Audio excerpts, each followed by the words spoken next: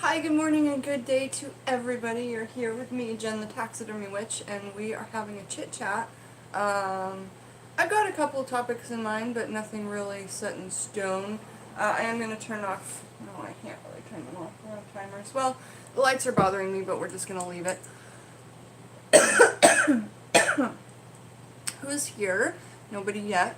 I do have a story to tell about my landlord, so hopefully we'll get to that. Hi Otis, welcome. So I'm here to see if anybody wants to chat about anything, any herbal Q&A, witchcraft Q&A, stories to tell in our lives. Hey Shana, na na na na, good morning. Nice to see you. How are you, Shauna? I don't know what we're going to chat about. I just thought I would come on and let it be a free topic chat. So if you have a topic you want to bring up, Shauna, let's do it. Hey Mario the Wild Witch, how are you? And when we get about, I don't know, 8 or 10 people here, I'll tell a landlord story that happened last night. It was sucky, but you know, I get through all these things, and it's like, is paying $1,000 to rent a house worth it? I don't know. You know, here in Seattle, $10.50 is what we pay for rent. It's massively cheap. There's 10 people here, so I'll tell the story. Basically, my landlord, who we talked about loads of times, decides to come over last night. And remember, he starts to drink alcohol at about 3 p.m., usually. So if he tries to talk to me after 3 p.m., I just avoid it, you know? Because A, it's going to be a conversation he doesn't remember the next day, and it usually always makes me feel really dirty and trashy afterwards. Like, he says things that are sexual and, like, innuendos, and not, like, take off your pants, but, like, you know, very fucked up things that I don't enjoy. And, like, when I used to come home from work at 10:30 at night, I had this little Mini, and it would be super loud, so he could hear my engine, and he'd come out, because he's my next-door neighbor. Yeah, landlord, next-door neighbor. And, okay, so 2 big things that happened. The day before yesterday, I found a trap in front of my magical garden where I keep the most beautiful energies and I sit and meditate, etc. I find a trap that looks like a flickin' bear trap. He knows I have 5 cats. And the trap's just big enough for it. He says it's a bird trap to catch birds. But basically, if you had a little cat leg and you put your leg in there, it would trap it like a bear trap, like that, and then break their leg and keep them stuck there. And when I found it in the morning, I was so livid and I was so shaking. And Alex found it and showed it to me and was like, "Do you know anything about this?" And I said, "No.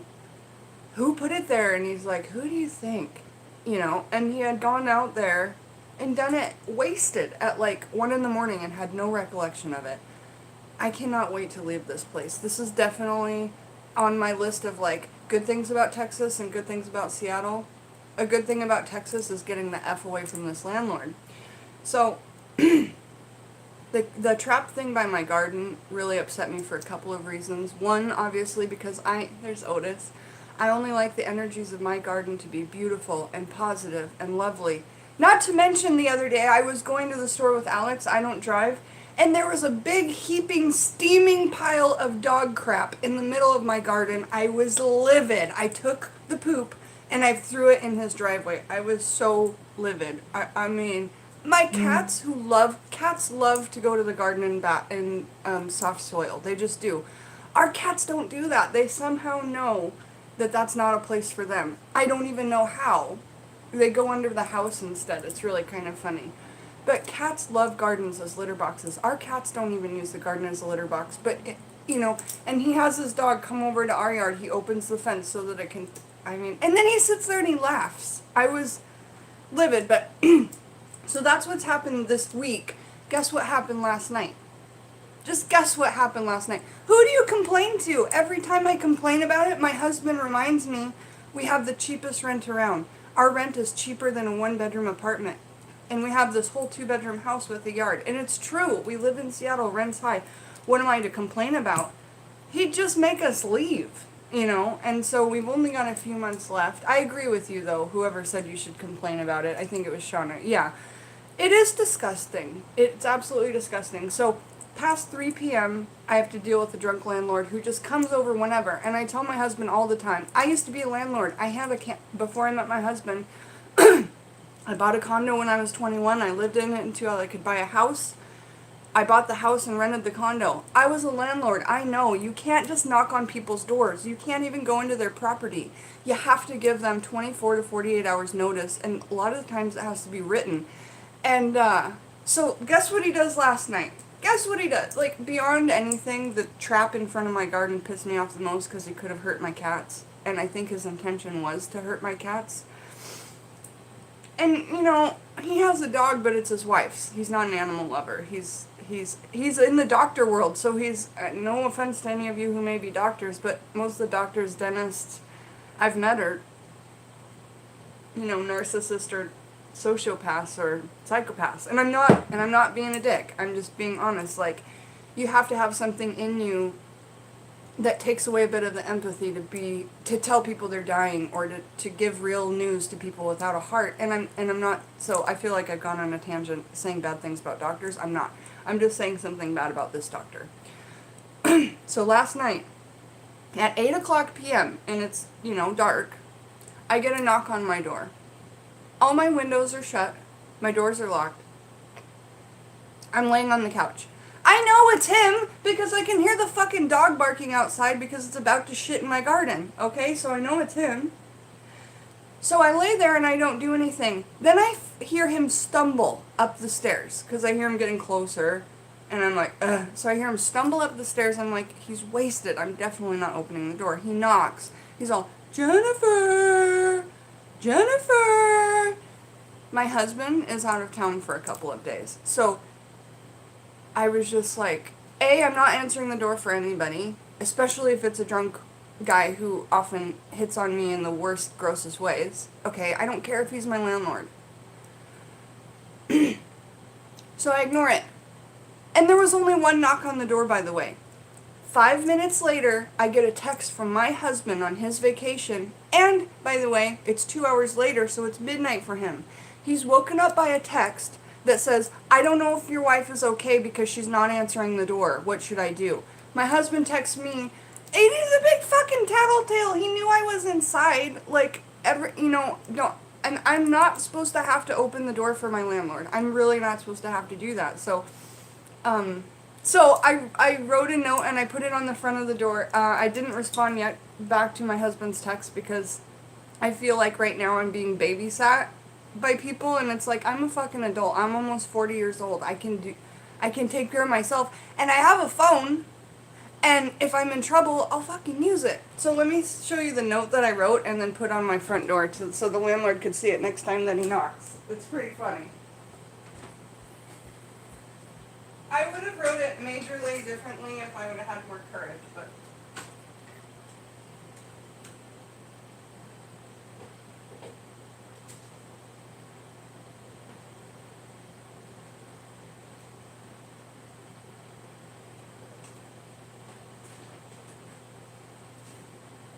okay.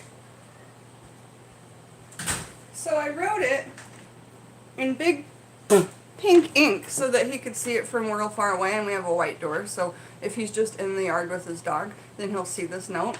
And here's what it says. It says, Mike, I am fine. I enjoy my privacy. I don't always answer the door. I don't have to.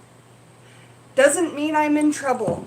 Please don't bother my husband on his vacation to tattle on me. You knocked at 9:30 p.m. I was asleep. Please text next time! Exclamation point.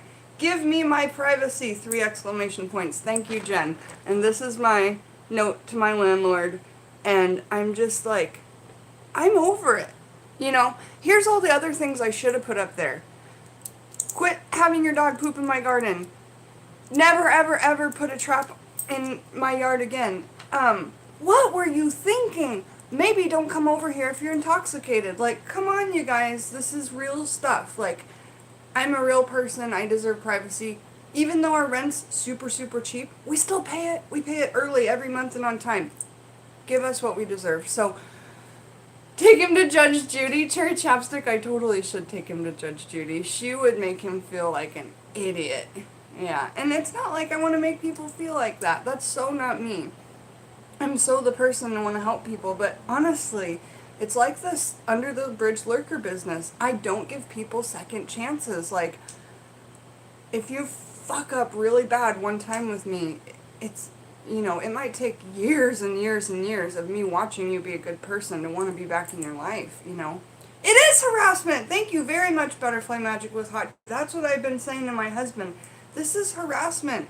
It's not the form that's usual or normal, or that a police would be, you know, turning on his lights and come into your house, but it's still harassment, and it's been going on for 3 years. He did this to me when we first moved in, when I was pregnant even, and I lost the baby about 2 months after being here. But even when I was pregnant, he would say stuff to me about how pretty I looked and my heels and all this stuff. The police should be notified. My husband would probably get really upset with me. It's okay. I just wanted to share with you guys the note and like tell you guys that if you're getting your privacy invoked upon, then don't just let it go. You know, right now I'm letting it go, but it's because we're moving, you know. And I do love this place. I love this house. I love the yard. I love everything about it except for the real attachment, which is the person that you pay, and the little dog too. Yeah, so anyway, that was just my little rant. I'm going to put this back on the door in case he comes this morning, because it's kind of the time that the dog goes to the bathroom for the second time. Don't let my cats out until I move. I don't want to, but they would kill me. Like, the cats start to tear apart stuff if we don't let them out of the house. But I'm, you know, a lot less. And I'm bringing them in at night, period. You know, things like that, because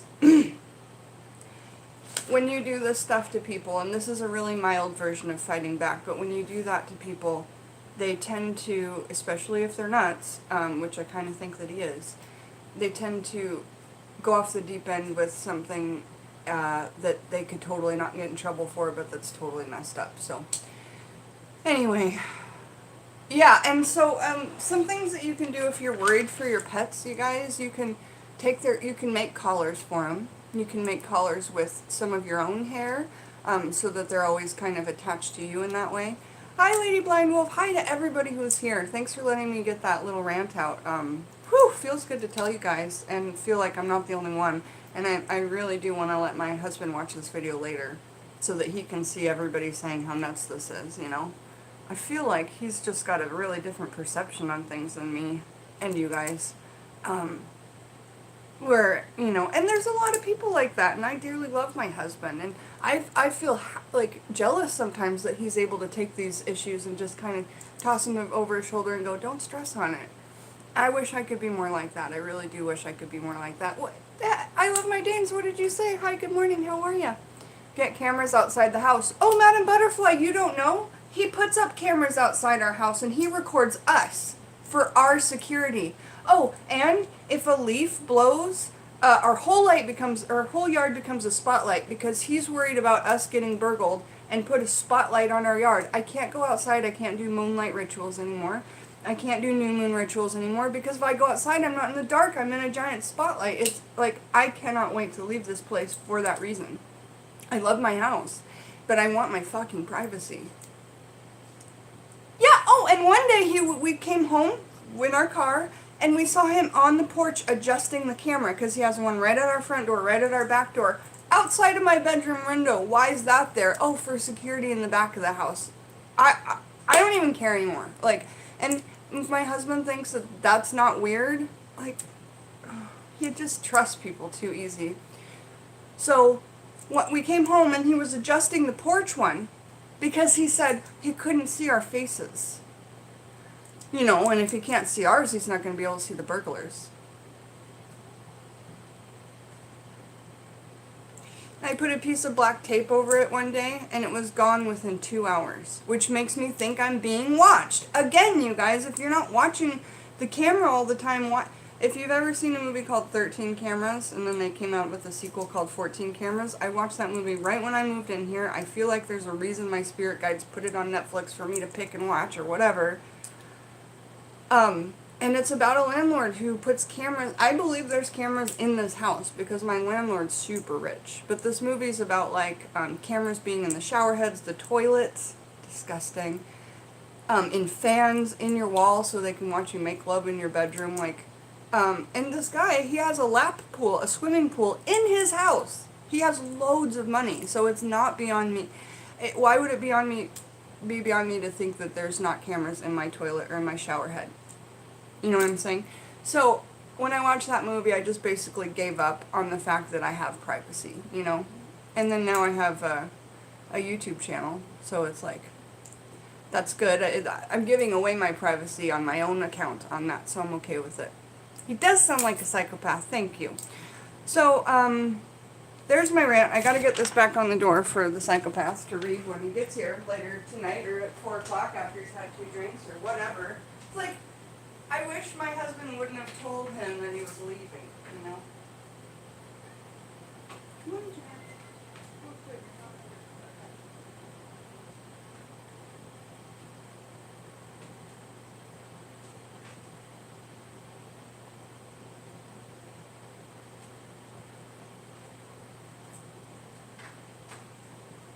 You want out? Okay. Hi, Jack.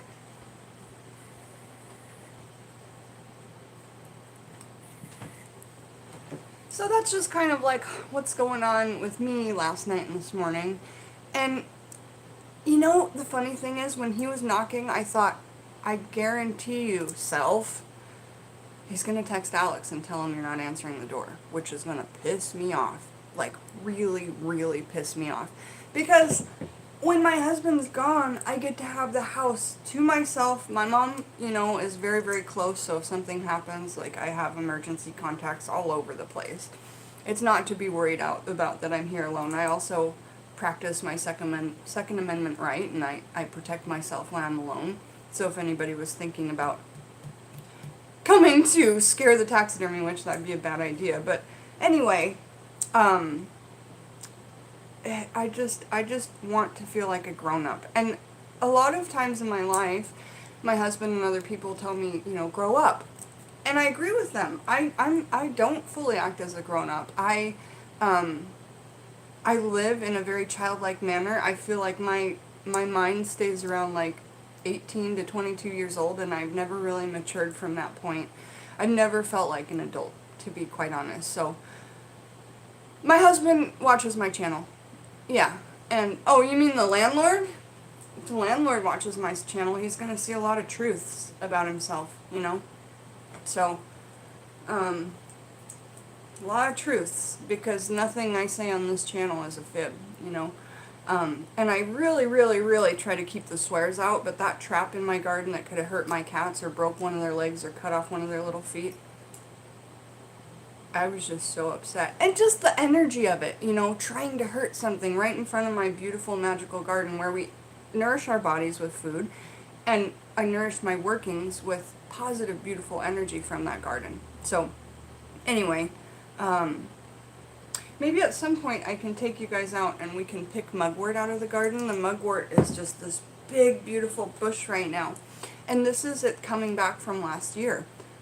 I don't know if you guys knew that about mugwort. It's kind of like rosemary or lavender, where you have the bush, you plant it once, and then, well, we grew this from seed, but you can buy a bush of lavender. You plant it once, it grows, the flowers die out. In the winter, it's just a ball of sticks, and then in the summer, it comes back. Well, mugwort is like that, too. We just have this big stalk that stays there in the winter. There's this big stalk with a couple little stubby branches, and then it just bushes out in the spring and summer. So we get 2 or 3 crops from it per year, and the first one is ready to harvest, so I'm really excited about that. Mario says, my animals are my children. Me too, dude. If anybody even tried to touch one of their little hairs, oh boy, I'm not the one to mess with. And that's exactly right. And I feel that way about you guys, and I feel that way about my husband, my parents, a couple other people in my daughter, a couple other people in my life, not many. You know, I feel like people have their own like life journeys that they have to take care of, but I also feel very protective over a lot of people in my life. Yeah, you know what? Butterfly magic with hot tea. I think I am going to make a police report on the trap. Because she says, listen, if he set a trap once, he can do the same, something like that again. He can lay out some you're exactly right. He could lay out poison. He does know that I'm a witch, so hopefully he wouldn't be dumb enough to mess with a witch's cats. But at the same time, he drinks, and he drinks a lot, and he drinks booze, you know. So I've been doing protection workings for my cats since we met him. But I'm going to do definitely some extra ones. I'm going to put some hot foot powder all around, like, where his property and our property are. So I'll get back to you guys with the workings I come up with for defensive magic for myself and my cats against our landlord. But again, this is one reason why I'm really looking forward to going to Texas, because when I tried to manifest this place, I did it, and I did it fast. But I forgot a couple of things. I didn't say in my, in my working, it's important that we have good landlords. It's important that we have privacy. It's important. So all these things I'm learning now, I'm doing my best to remember for next time that we do this around in Texas. Even though the rent is so cheap and the place is so great, sometimes it's just not worth it. But anyway, that's my thought on that. Oh, I'm hot-footing him today or tonight. My thought is that he might still be sleeping because he was up late last night. Every time he comes out, he smokes right in front of my house. Like, he comes out to smoke a cigarette every hour, and his little dog comes out with him. So every hour, yes, he's an alcoholic. He drinks all day. And he takes painkillers in the morning when he's got his hangover, and then at 3 o'clock he starts drinking. Every day, even when he goes to his doctor job 2 days a week.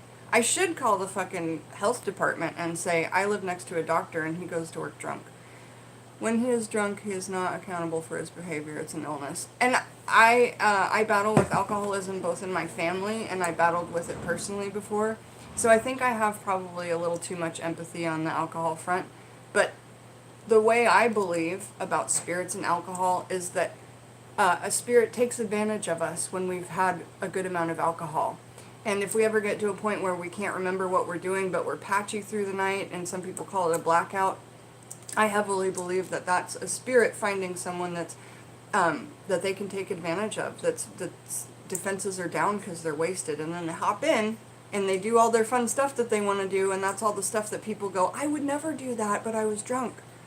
It wasn't you, right? So maybe I have some sort of spirit that's hopping in my landlord messing with my cats. I'm not sure. And I know that this sounds woo-woo for a lot of you that aren't in the spiritual world, but that's what I believe, and I'm not afraid to say it. So, renters have rights. I know.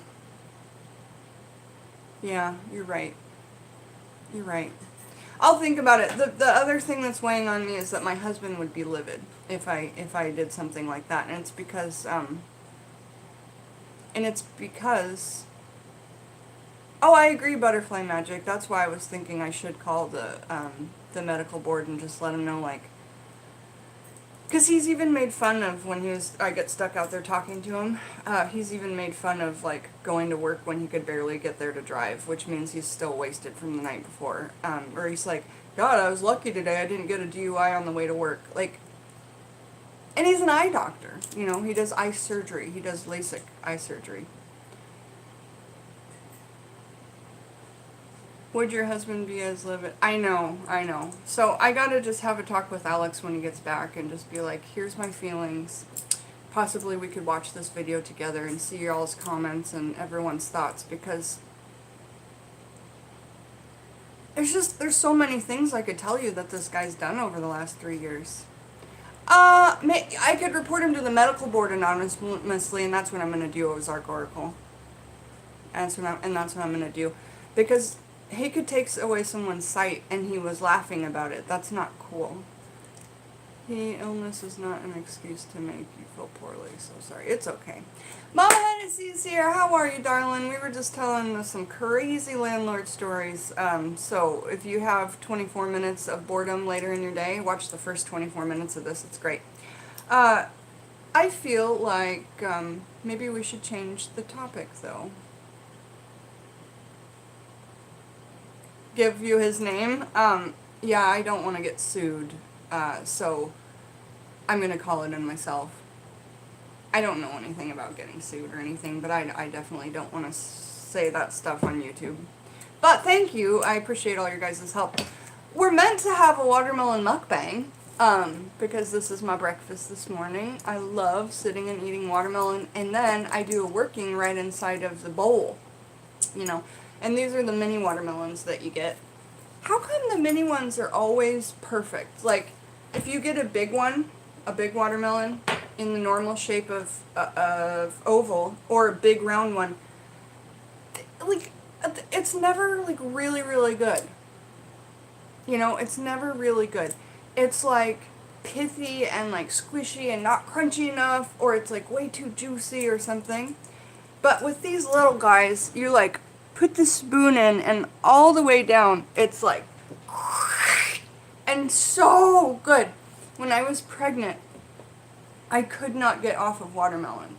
And you know when you're pregnant, or have you heard, like, pregnant ladies have to pee all the time? Well, it's true.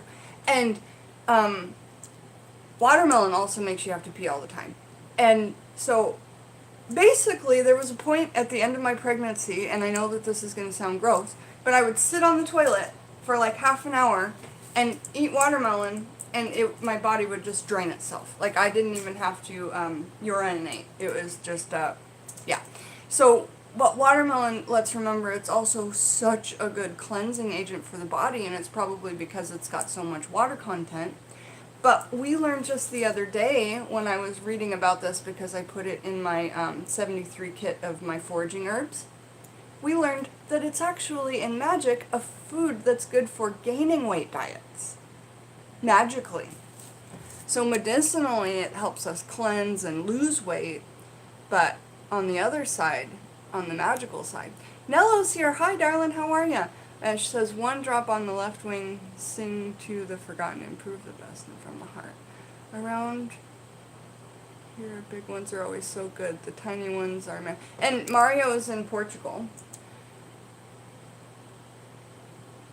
And he says they're also too expensive. At Costco, we get these, and they're like 2 for $6 or $7. So it makes them about $3.50 or $3 a piece. Okay? I'm not a big fan of saran wrap, but I didn't want bugs to get in it because I had the other half last night. Woo! So yeah. And also, white watermelon seeds, for those of you who have ever been like a health nut, white watermelon seeds are something that people buy just to eat, and they help clean out your digestive tract. So, an old wives' tale, not of magic, but just an old wives' tale, if you eat watermelon and swallow the seeds, what will happen, you guys? What have you heard will happen? Has anybody heard that one before?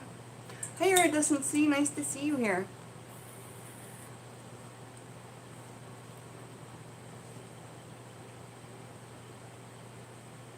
Watermelon will grow inside you, right? You'll get a big watermelon plant growing inside your belly. Well, I'm glad that I'm not the only one that's heard that, and I would also like to say that I did believe that. And I would eat watermelon seeds to see how long it would take for it to grow in my belly, and it never happened, which I think is hilarious. I've told my daughter that a couple of times. Right, that one will grow in your stomach. You're about to pull the watermelon out of your fridge? Yes, Mama Hennessy is going to have a watermelon mukbang with me. That's fantastic. So, let me just say this. My favorite part of getting into is like when you first get into the watermelon, and like, you know that middle part, and it's got a kind of like a Mercedes type triangle in it there. I love to put my spoon into that. I hope you guys can hear it. And that sound that it makes when you lift this up, it goes. I love that. I just love that. Okay. Woo! I almost lost it. Cheers. Mmm. So good. Mmm. But also, I want to show you like how much I like watermelon. Let me show you how clean I got the bowl that I had last night.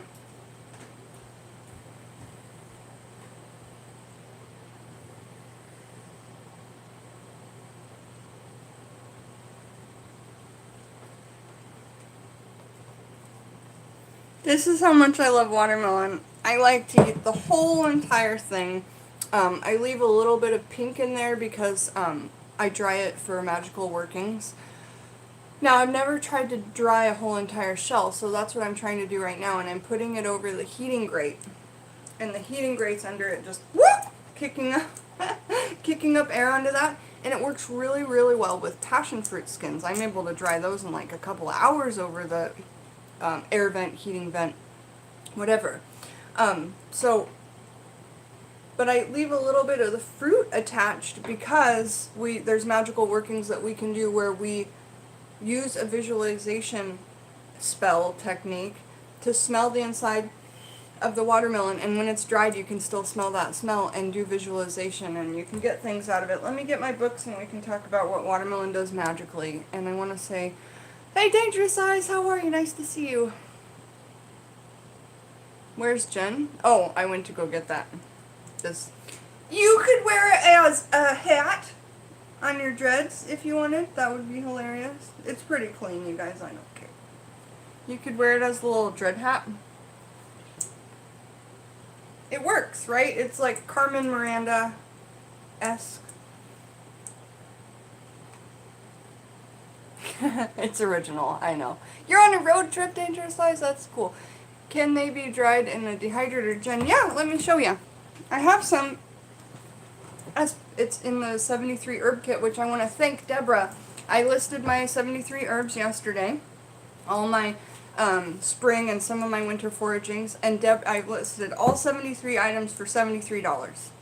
I thought that was a good one because we've got stones in there, we've got massive amounts of time. 73 items, 73 bucks, plus the freebies. And it comes with chicken's feet, all kinds of stuff. So anyway, watermelon skins are one of the things in there, and let me show you what they look like. So thank you, Deborah, for being the first one to purchase that. I massively appreciate that.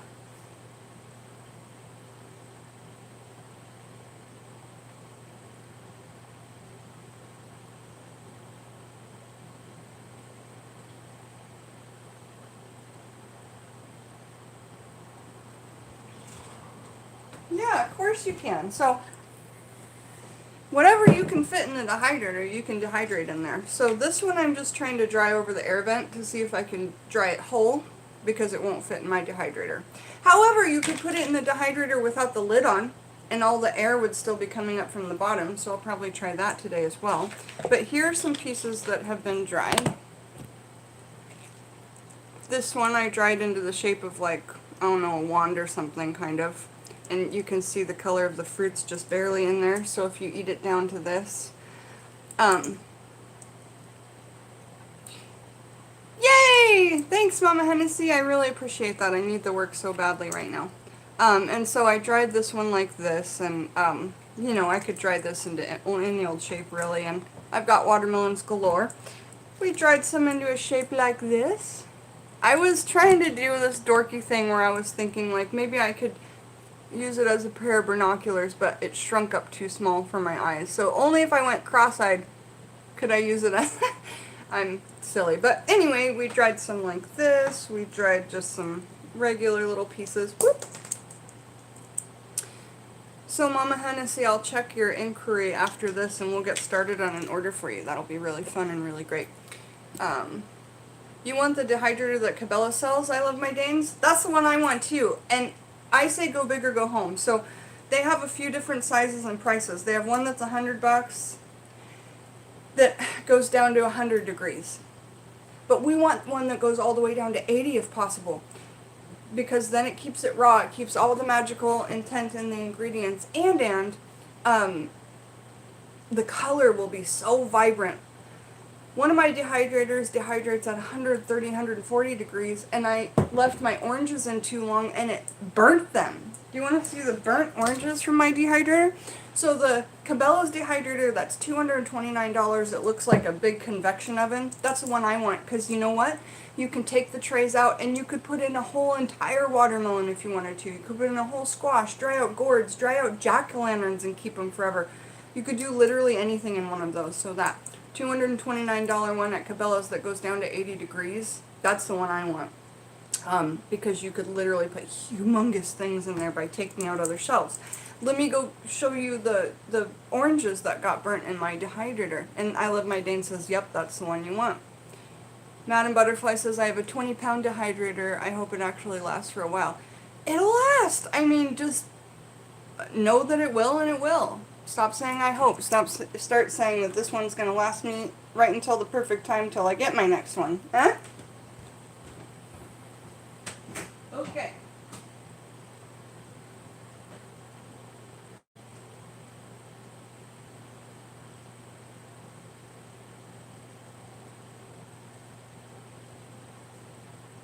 So let's see some comparisons here of what a good dehydrator will do and what a bad dehydrator will do. And I'll be honest, I have a bad dehydrator. I just only use it regularly for chicken's feet. Let me take you over to the dehydrator so you can see which one is doing what I'm talking about. Okay.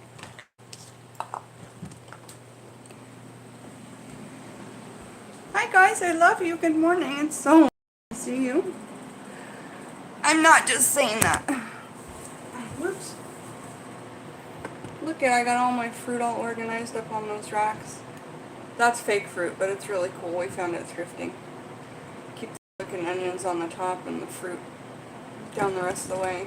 And then up here we have all our scissors and breads and espressos and whatnot. Okay, so here are two dehydrators that we talk about quite often on this channel. This one I love because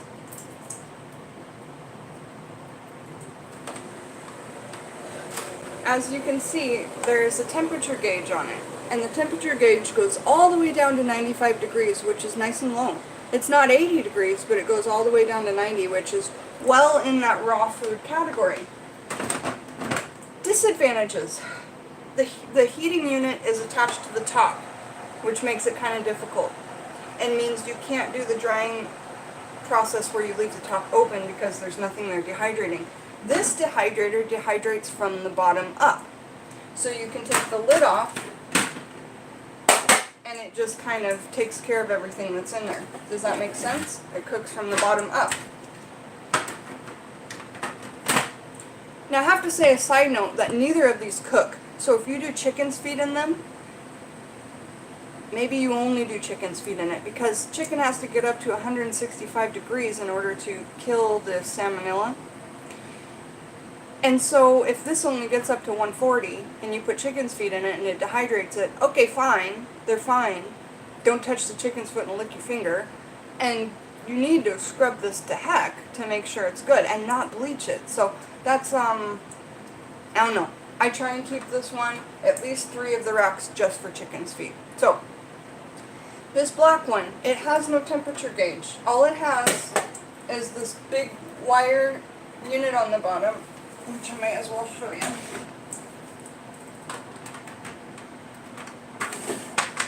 It has a very short cord. You have to actually get it right up next to the plug, which is a bummer.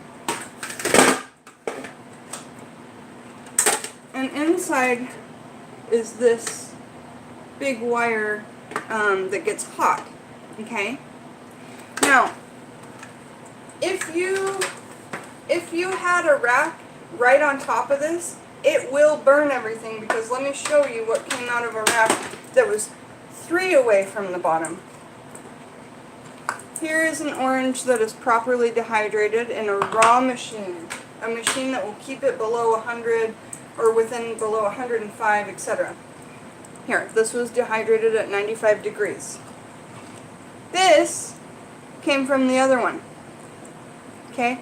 Now, why did I keep these? Because I truly, honestly believe that you can just make this for the opposite. If it's burned or if it's become rotten, you can make it for the opposite of your intention. So I keep these burned oranges because I don't ever want to like get rid of anything that I've put time and energy to magically, and I just find another way to use it. If I've jarred something up and it ends up getting, look how bad that burnt it. It was not touching the mechanism. But it's a great dehydrator to do the grapes dried right on the vine for gossip removal workings. How do I do a gossip removal working with that? I imagine, and I use visualization, the grape being the person who's gossiping, the stem and all that being social media, telephones, texting, whatever, and the grapes being the people, and plucking each individual person off of that grapevine and so that they can no longer talk about me. And that's how I do a gossip removal working that I've made up myself. I don't know how other people do them, but yeah. Anywho, I'm trying to dehydrate these whole cherry tomatoes, and they're turning out really weird. There's a dehydrated tomato in this sack of skin. I wish my camera was better. And the skin is just a bubble like a balloon.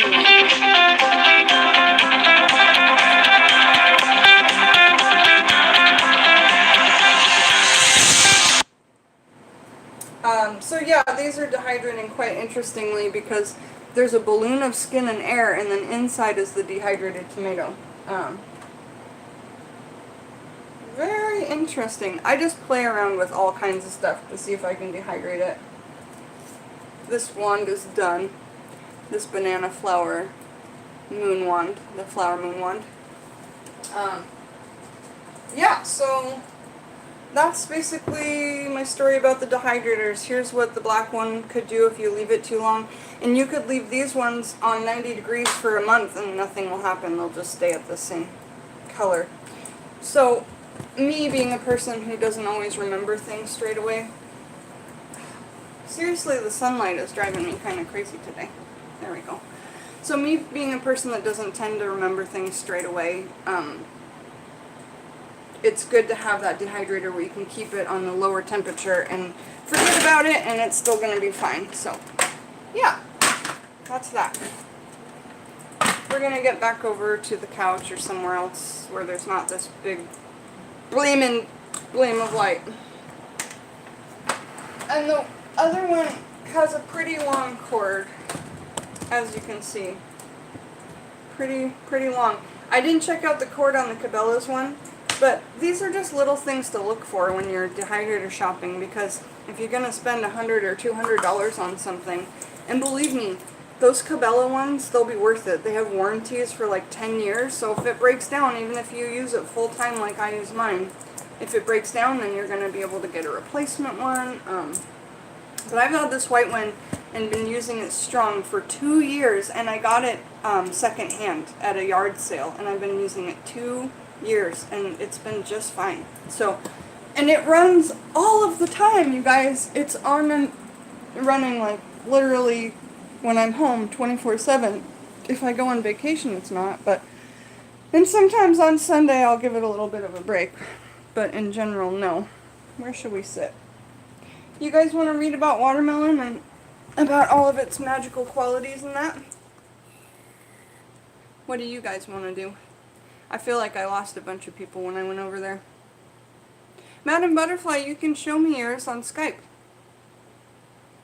Remember, we hooked up on Skype, so send me the pictures. Yeah, the black one's great too, because it has a whole bunch of racks. And I figured out how to use those racks in the white one, which is cool. But again, there's no temperature control and it just gets too hot.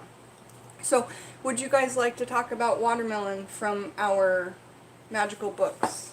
I feel like the answer is going to be yes, so I'm going to go get them.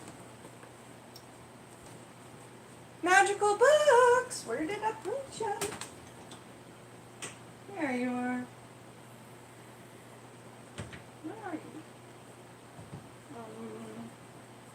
They couldn't have gone too far. I just was using them. Magic books. Magic books. There they are.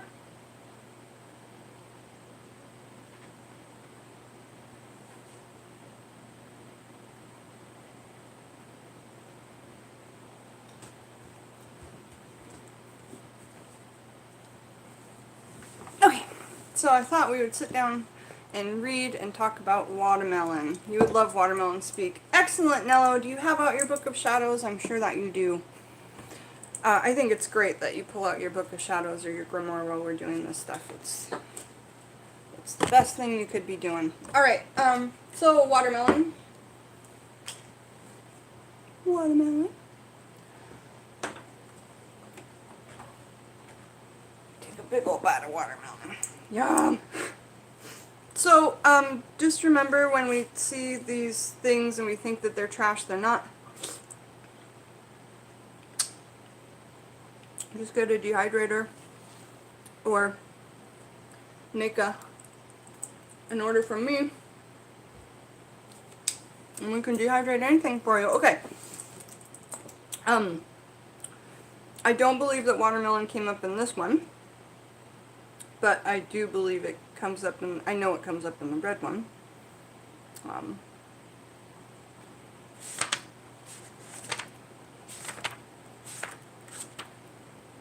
Nope.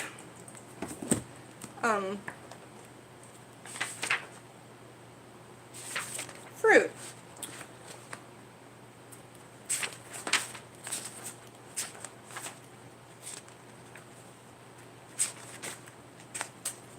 Fruits are my favorite things to work with magically outside of like my mugwort, my eyebright, my dragon's blood, things like that. Okay, watermelon. It does not say a ton about it, but it gives a good amount of information. What planet do we think watermelon is? What planet would we guess on watermelon? So we can guess the planet, the element, and the energy. Planet, element, energy. Hey, Purple Sky Witchcraft, how are you? Purple Sky, I couldn't find you on Skype last night, and I couldn't figure out why. Did you leave Skype? Nella says, do you know how hard it is to get a Gemini, that's me, hoodoo teacher of Wicca in this realm? I'm so grateful. This community you're stumbled upon. We're so grateful to have you. The only thing that could make me more grateful is if you put up some kind of icon so I can get a little idea about your personality. Not even your picture, just a little icon. That way when you show up in one of my dreams again, you're not a brown gobble with no head.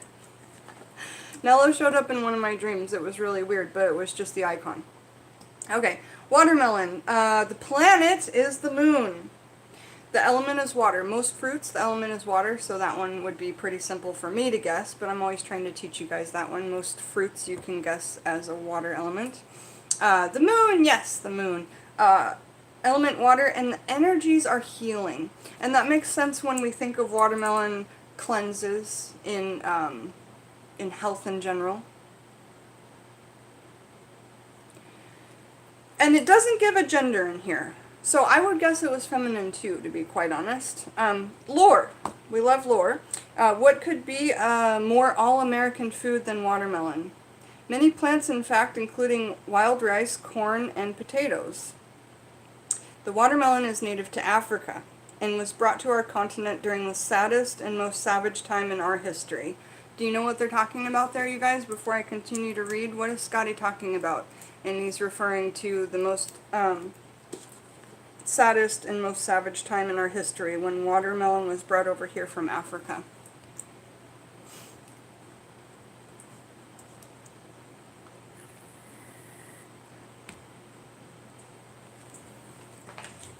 Which is a big reason why I put it in my 73 herbs. Slave trade, right, Madam Butterfly, the slave trade. So in my thoughts there, it's also directly connected to hoodoo, okay? And Scotty is absolutely right. This is one of the saddest times in our history, okay? And now today we see it as this all-American picnic food. No, no, no, it's not all-American. Let's give thanks to Africa for bringing it over. So yes, slavery, sadly, absolutely. So Scotty says, the watermelon is native to Africa and was brought to our continent during the saddest and most savage time in our history, the time of trafficking of human beings.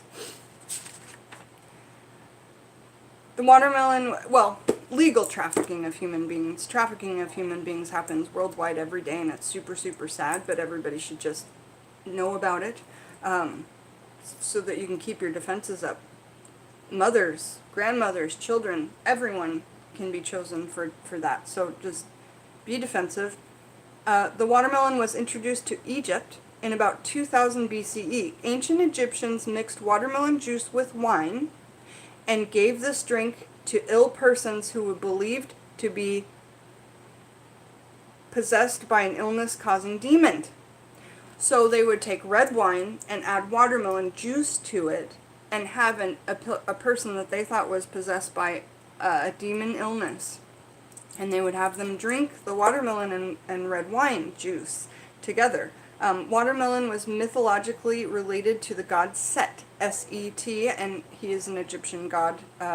And Egyptian women may have eaten watermelon in prescriptions designed to cause weight gain. Okay? Weight gain. In Hawaii, a watermelon is sometimes rolled out of the house through the front door to ease the spirit of a deceased person into the next world. So let's say someone passed away either in the home or outside of the home, but it was someone that was close to you. You could take a whole watermelon and roll it from the inside of your front door to the outside of your front door right after a person has passed away to ease their passing. Now, we lit a candle yesterday for somebody who came on and said, my dad's passing away right now. Can you guys put your energy, say something for him while he's passing? We lit a candle. We gave an offering to Santa Muerte, the saint of death, who I work with every day. And the candle, the 3 candles, were popping and flickering. They were working for her. And so something that person could do is, after the person had passed away, take a watermelon and roll it out the door from the inside to the outside.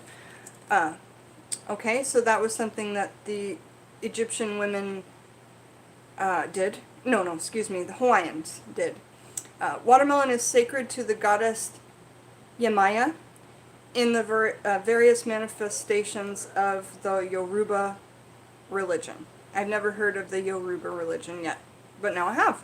Magical uses. Nothing is more refreshing on a hot summer day than an ice-cold watermelon. This is a healing fruit. Simply eat with visualization. Like all melons, the scent alone is healing. Now, I know we read about it from somewhere else because I remember reading that if you smelled it and visualized, there was a working you could do. So let me find the last book that I was using, which is Magical Herbalism by Scotty.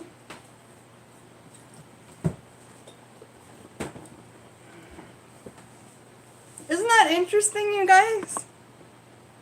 And Madame Butterfly knows Yemaya. She says, loves it mixed with molasses. Molasses is such a cool ingredient, especially in hoodoo workings, because honey wasn't always readily available, but molasses was really prevalent in the South. So for, honey workings, honey jars, sweeten me up workings, things like this, you can use molasses, right? So watermelon, I believe, is where I found it was in here and got some additional information. However, it could have been from this book too. Let me check. And if there is something else you guys want to look up, just let me know and we'll look it up. Because I'm right by the bookshelf here. Watermelon. 115.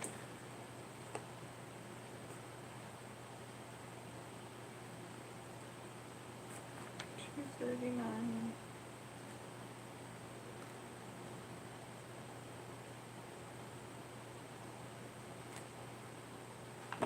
Yeah, I'm not quite sure where I found that other bit on watermelon, but I'm pretty sure that there's more information on it in this book. I just don't want to take too much time away from us sitting here. Is there an herb that you guys want me to look up?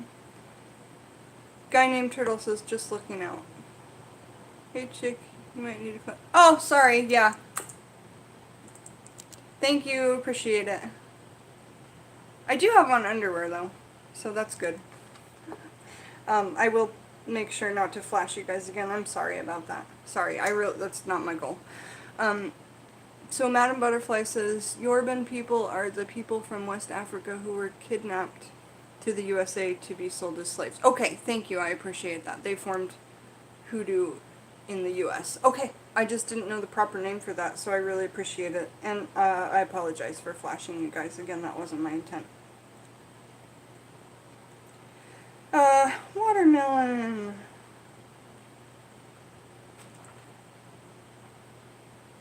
Nope, it's not in this one. Let's see, what herb shall we look at? Seasoning peppers. Making pepper jelly with an older friend. Want to know more about them. So peppers like, what kind of peppers? You mean like jalapeno peppers or habanero peppers? Habanero peppers magically are usually used for baneful stuff. You know, like beyond hot foot powder. I use whole dried habaneros for hexing, defensive magic. But what kind of peppers shall we look up for you, darling? She says seasoning peppers. But I don't know what that means, Nello. Seasoning peppers. Like,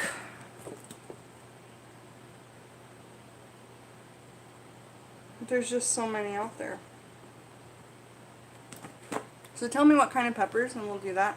In the meantime, I guess I really should put on something else. Sorry you guys, I'll be back.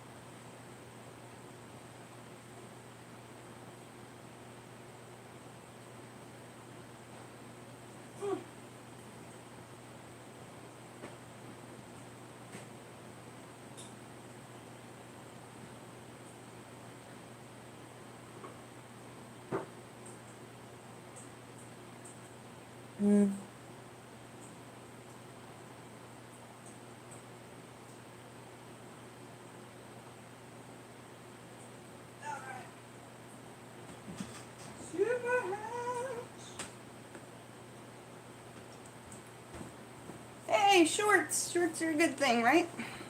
Nobody gets flashed. Thank you. They're the size of cherry tomatoes. Little peppers that are the size of cherry tomatoes that are yellow, red, green, and they're flavorful and sweet.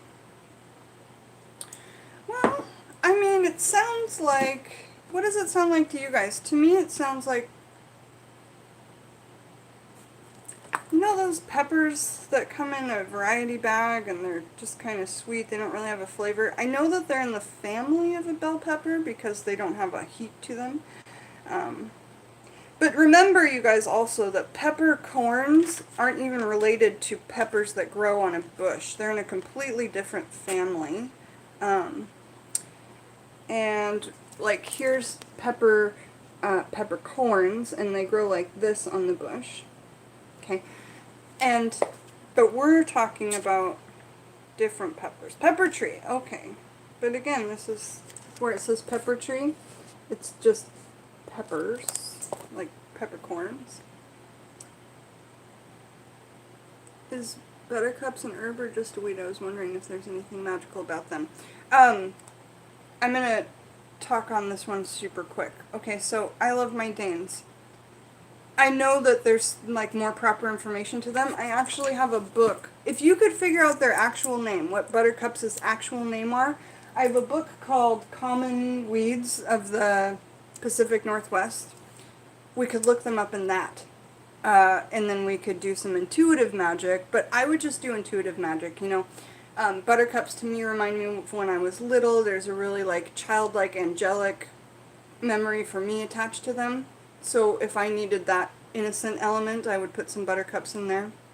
But yeah, look up the name, and I could look up information from the book on it, but it's not a magical book. We'd still be using our intuition, but I could find out more information like how and where to harvest, you know, what time of year is best, etc.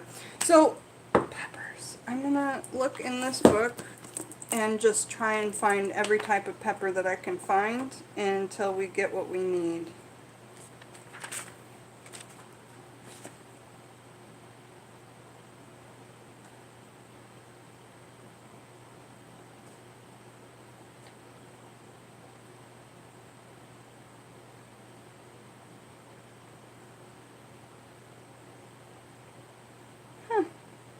There's peppermint. Where's peppers? Well, you know, I'm really sorry that we're not finding it. What is the deal with that? I'm going to look up bell pepper. Well, maybe I'll look under sweet pepper. Maybe it will be under sweet pepper. Yes. I'm looking in here. Sorry. Boring, I know. No, it's not under sweet. It's not under peppers. Could it be under... What else should we look under, y'all? A guy named Turtle says, I don't know, just having sisters makes you respect a woman more, so it should. No, I honestly really do appreciate it because I think of y'all as family, and who wants to flash their family, you know? Okay, I will stop apologizing. Thank you. Jen, gonna look them up to see if you can get the name. Okay, cool. So let's move on to something else until Nello comes back with some more information on the pepper. So let's think of something to look up. Okay? What herb or vegetable or fruit or any of that could we talk about out of these books? I want to get some sunshine on these plants. How do I get back there? I have stuff I'm trying to list on Etsy. I got 2 things listed last night. I got my bird skull ring listed on Etsy, and I got my Bastet purse listed on Etsy. So I'll show you those 2 things, and if you guys want to purchase them, they're available. So this is my Killstar purse, and it's got Bastet and, you know, raw and a bunch of Egyptian hieroglyph type things on this pyramid purse, and I love it, but I've been carrying this other purse and I don't use it anymore. On the inside it's super duper clean, and the brand name is this, Killstar. Anyway, it's a great purse. I've got it on Etsy, and whoever purchases it will get some surprises inside of herbs and things, little curiosities from my shop. And then the other thing I listed was this beautiful pewter Hecate, or not, bird skull ring that I got from the witchery in Texas. And it's just hurting my hand because I wear my rings 24/7. And see, I can wear rings that are long, but this one I wanted to wear pointed down, and it was just bumping into my knuckle. But I think it's a great ring. It's a size 10, so it's probably more of a men's ring, but it's fit on my thumb just fine. So if you like thumb rings and you wanted to have an awesome pewter Hecate ring, my Etsy shop has got that up for sale now, along with all of the herbs that are on Etsy. So what herbs should we look up, y'all? My goal today is to get the doctor bags listed, the old vintage doctor bags, and my Gilbert chemistry outfits. Remember we were talking about making these into like herbal apothecaries, the Gilbert chemistry outfits.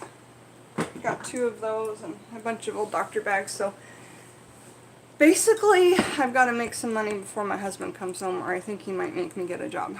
That is an awesome ring, isn't it? Okay, capsaicin. Let's look up that word. That's a good idea. Capsaicin.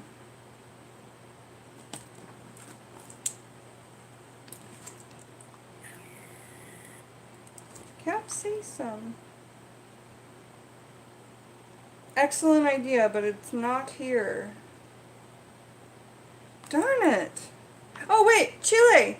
We forgot about the word Chile. C-H-I-L-I. Shall we try that? Because I could just talk about Chile. So 78, 83, 103.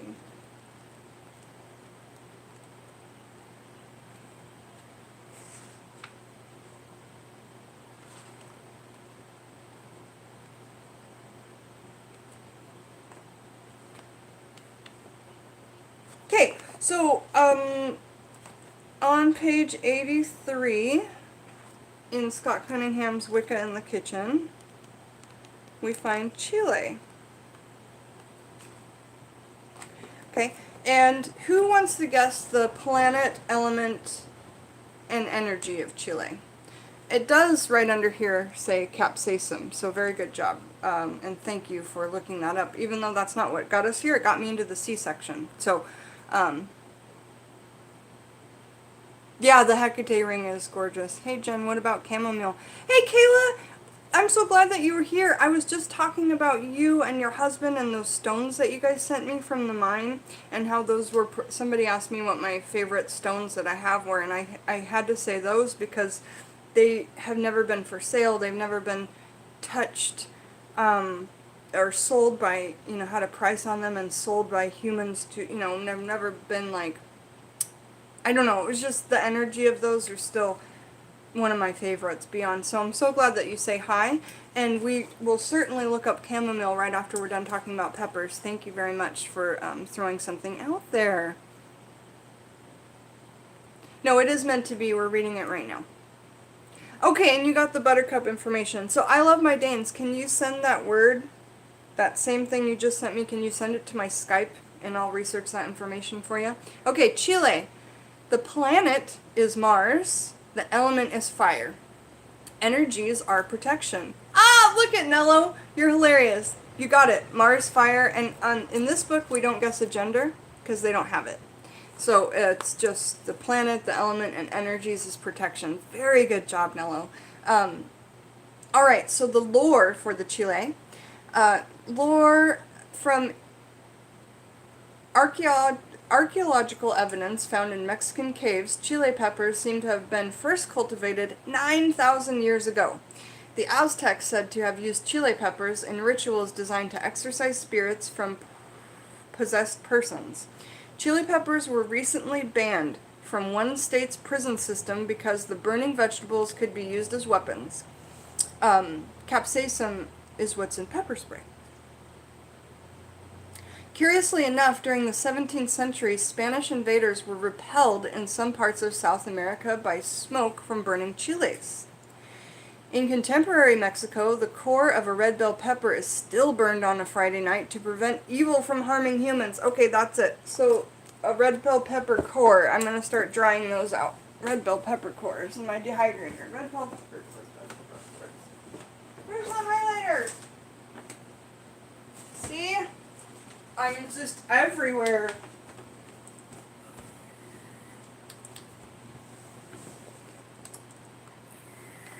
So I'm going to be getting red peppers, or the next time in our house we get red peppers, I'm going to make sure to take out the cores and dehydrate them, because the core of a red bell pepper is still burned on a Friday night to prevent evil from harming humans. I love that. Okay, so magical uses. Though there are dozens of varieties, the most commonly seen in the U.S. markets are jalapeno, cayenne, and bell peppers. Add any of these to diets designed to guard against negative energies. Chile rellenos, stuffed vegetarian or otherwise peppers, and jalapeno jelly, haha, aren't we just talking about your jelly, are 3 examples of protective foods. By the way, all peppers except black pepper are members of the same family. If you don't like extremely hot peppers, try the milder pepperoni. I'm not kidding, it says the milder pepperoni. The ones served in Italian restaurants. A dash of cayenne, pimento, or the sweet, firmly fresh bell peppers in your magical protective diet. I have 2 things to show you guys. That's why I started talking fast at the end there. 2 things. I'll be right back. It'll be quick. Don't worry.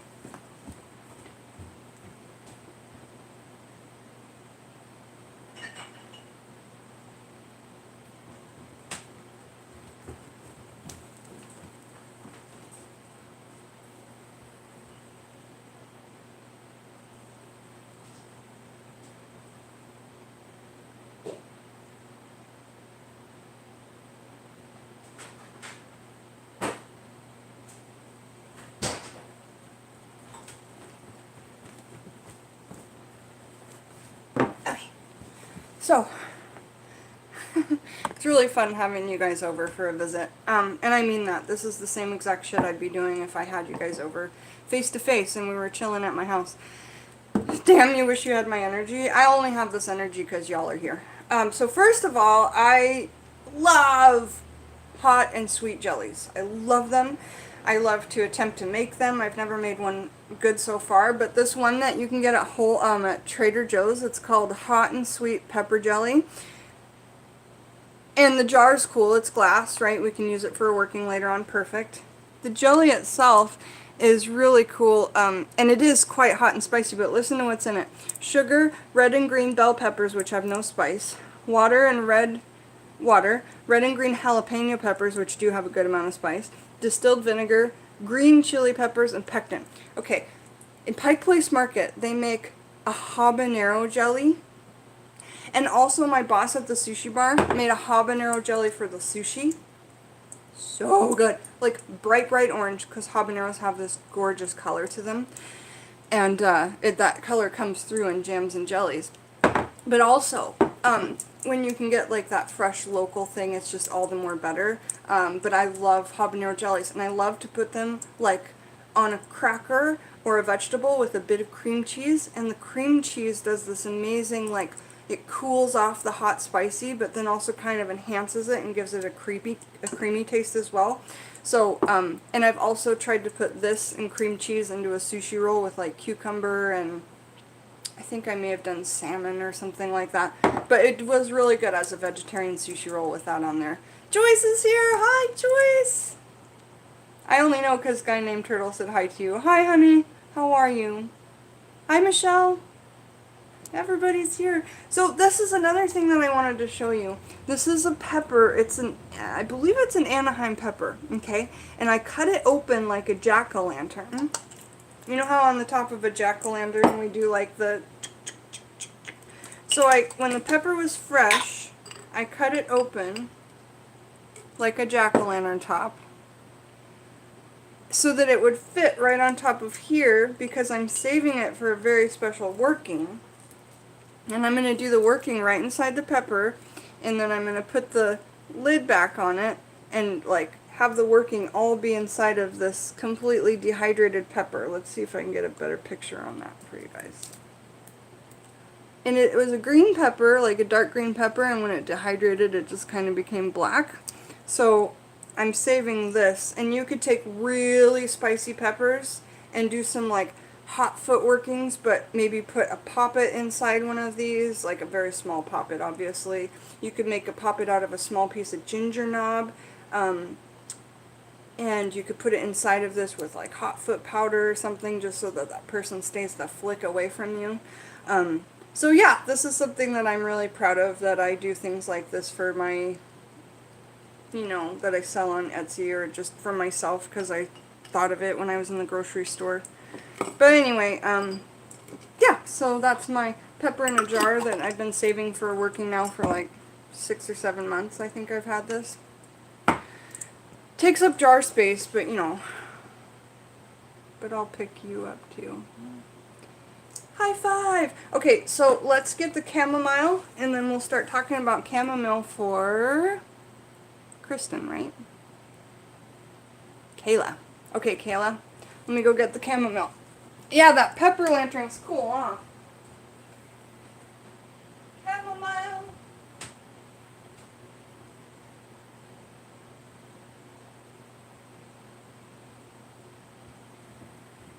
So this will be interesting to know.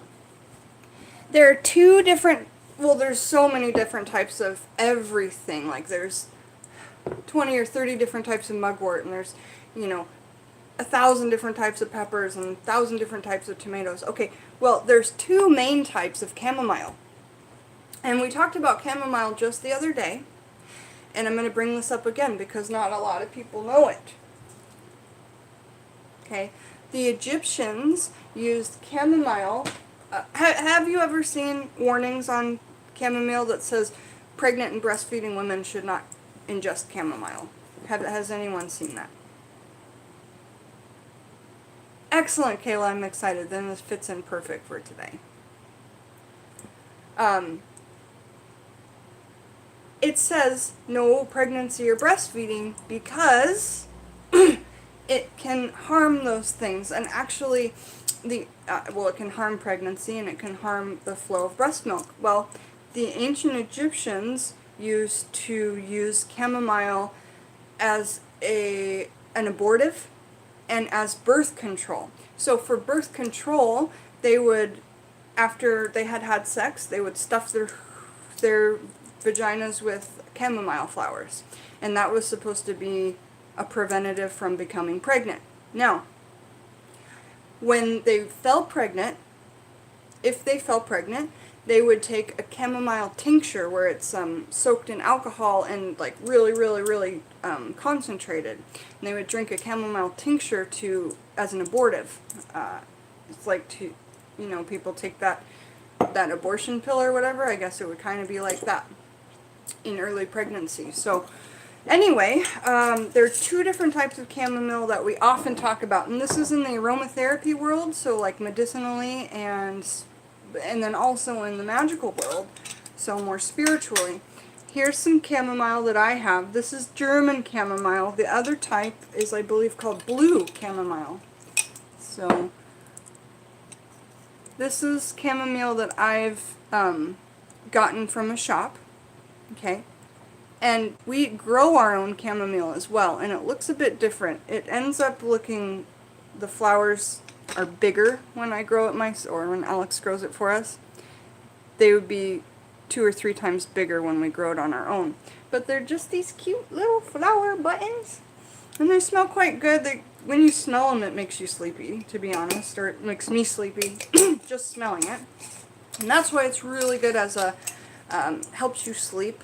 In the medicinal world. I am not a doctor. I have to say it 3 times. I'm not a doctor. I'm not a doctor.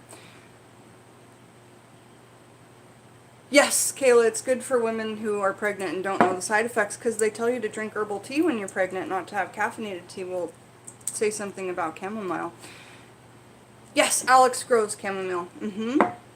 Manifestation Alchemy Witchcraft Formulas is here. Hi, welcome. I'm so glad that you're here. We're talking about chamomile at the moment, and we're just doing a Q&A live out of my 2 favorite Scott Cunningham books on herbs. So I want to talk about chamomile first out of Cunningham's Encyclopedia of Magical Herbs, and I do believe in this book it talks about the 2 different types, the German chamomile and the blue. So let's see if that is correct. And then I'll do the reading.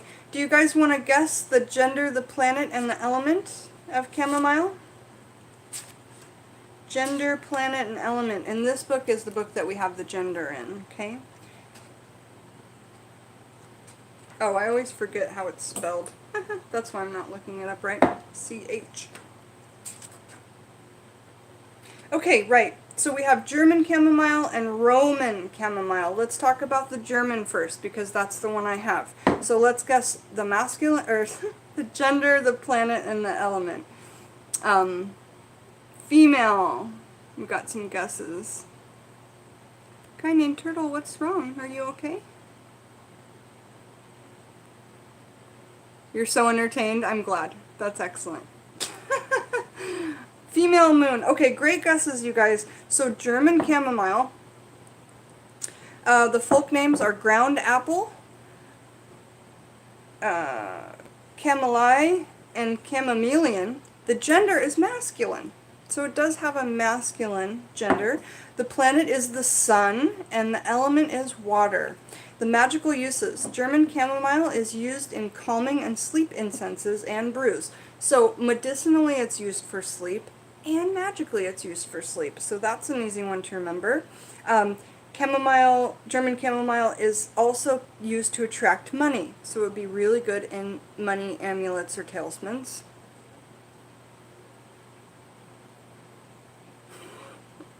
And the wait, where are we at? The sunny nature of German chamomile has been used to combat curses and spells. Okay? And so that sunny nature is kind of what I was talking about with those buttercup wildflowers. It's a good way to describe it, a sunny nature, an innocence, a childlike nature. So that's what I'm getting when Scotty's saying this chamomile has been used to combat curses with its sunny nature. Okay, now we're going to talk about Roman chamomile. So Scotty doesn't give us a picture of the German, but he does of the Roman. So all of the things are the same. It's the gender is masculine, the planet is the sun, the element is water. The folk names for the Roman chamomile are the same, but we've got some additions. We have ground apple, and we have manzanilla, which is a Spanish, and we have mathen and whig plant, W-H-I-G, whig plant. The element is water, gender masculine, planet the sun. Powers for the Roman chamomile. Okay, there were no powers under the German chamomile, just magical uses. But under the Roman chamomile, we have powers, which are money, sleep, love, and purification. The magical uses of Roman chamomile. Chamomile is used to attract money, and a hand wash of the infusion is sometimes used by gamblers to ensure winnings. It is used in sleep and meditation incenses, and the infusion is also added to the bath to attract love. It is a it's a purifying and protective herb. When sprinkled around the property, it removes curses and spells against you. So that's really good to know, that it will help remove curses and spells. There's not a ton in this book that says that it will assist in that, so it's good to know that both Roman and German chamomile can do that. They both help with sleep. But again, the Roman chamomile has powers, where the German chamomile didn't have powers. It had magical uses, but not powers. Okay, and then the next one we said that we were going to talk about, somebody did ask after chamomile. What was it, though? What did we say we were going to do after chamomile?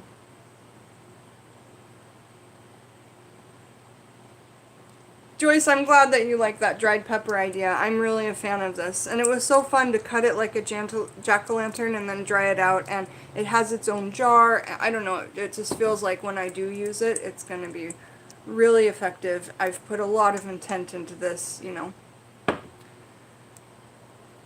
You say this is the jelly that you're making?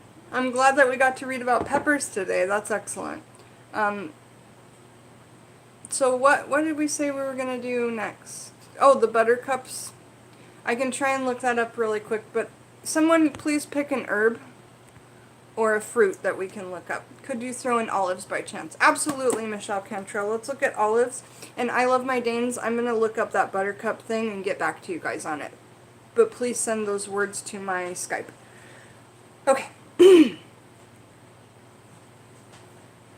Joyce says, wow, I had not read that about chamomile and curses. I just added it to the protection ball you made the other day. Good. I'm really glad, Joyce. So, yeah, my olives. Olives. Let's read about olives. Do I have mandrake? I do, and I've done loads of videos on mandrake. We sat there and talked about mandrake for 3 hours one day out of all the books I have. So recently I did a live video talking about mandrake. I do. His name is William, and he is the European mandrake. But when we talk about mandrakes, you guys, and you want one of those big roots, those big roots sometimes take 7 to 8 years to grow, where they form into arms and legs and genitals and face structure. Now, the American mandrake is not the European mandrake. It took me quite some time to find what I've got. But what I've got is only pieces that have been grown for a year. So it's more like little root shreds, but it is the European mandrake. You can get a whole entire mandrake root that's 7, 8 years old on eBay and some other places like that. The European mandrake, one that you can set on the mantle and feed and have it become a part of your home. But they're $100 to $300 to $400 depending on which one you want to purchase. And I'm going to try and grow my own. We've gathered mole dirt that moles have pushed up out of the earth to plant the mandrake in, because we found from the old wives' tales that mole dirt is what you should grow your mandrake in. Man, we could literally talk about mandrake for days on this channel. But yes, I do have mandrake. I named him William. And I will be getting one of those big pieces one day, or growing one of them, and I'm really excited to do that. So, what did we say we were looking up? You have chopped mandrake root? Yep, and a lot of places sell it in like little fillets, like if they were going to cut it kind of into a, like you take the root and you cut it into a circle, like carrot coins. I've seen it sold that way too. Oh right, olive, that's what we're looking at. Olive. So first we're going to talk about it in this book, which is when we use it in magical workings. And then after that we're going to talk about it in this book, olive, and that's when we eat and ingest it and the magic of that, because it's definitely different. Can you start a plant using the roots? No. No. You like the roots I have? No. Alright, so olive. But we'll try to grow mandrakes in Texas. Because Texas is actually a perfect climate for the mandrake to be growing from the research that we've done. Okay, so olive appears on page 187 of Scott Cunningham's Encyclopedia for Magical Herbs. It's showing it looking like this.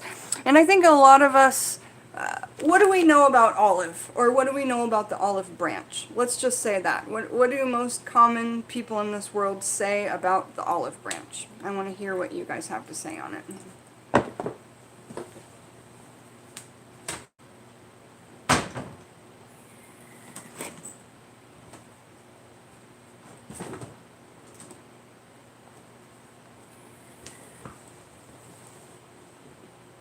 Olive is protection, and Madame Butterfly says peace. My Dane says I wish I lived in Texas. Yeah, peace. So I think a lot of us hear that phrase, I gave them an olive branch, or give them an olive branch, and I think it's meant as like a peace offering. Something to end the war.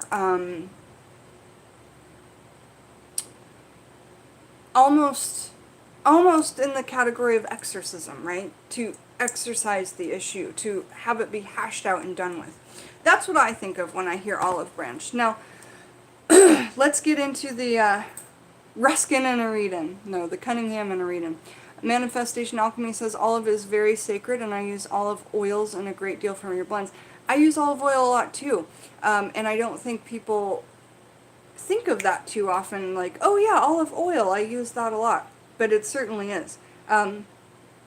So what do we guess the gender, the planet, and the element of olive is, you guys? The folk names are Myton, ITM, and Oliver. So let's guess the gender, the planet, and the element. The deities are Athena, Apollo, Irene, Minerva, and Ra. So let's see. Gender, planet, element. Male and water. Great guess. Male. Great guesses. Yes, it is in fact male. So let's do, and sometimes from the folk names you can figure that out. The folk name was Oliver, so that's why I guessed it was masculine.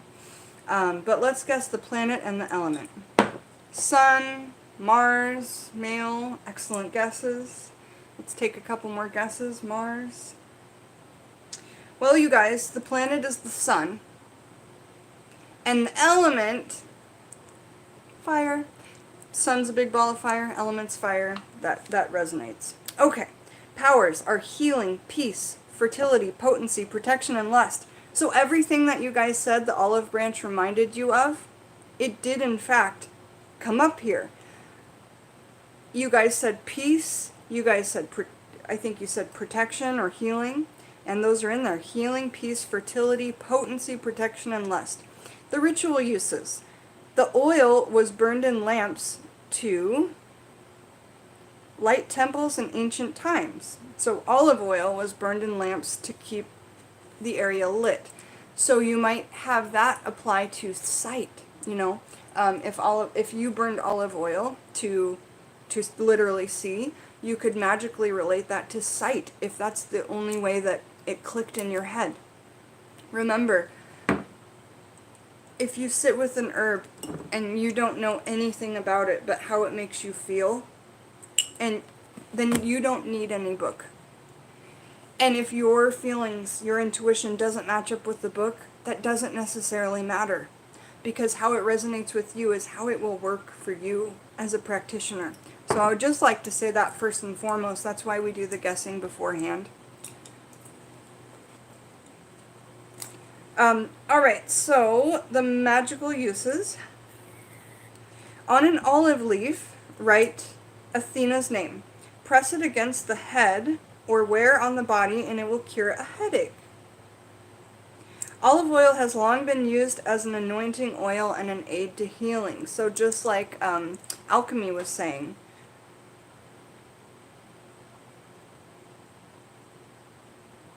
Olive leaves scattered or placed in a room spread a peaceful vibration throughout the area.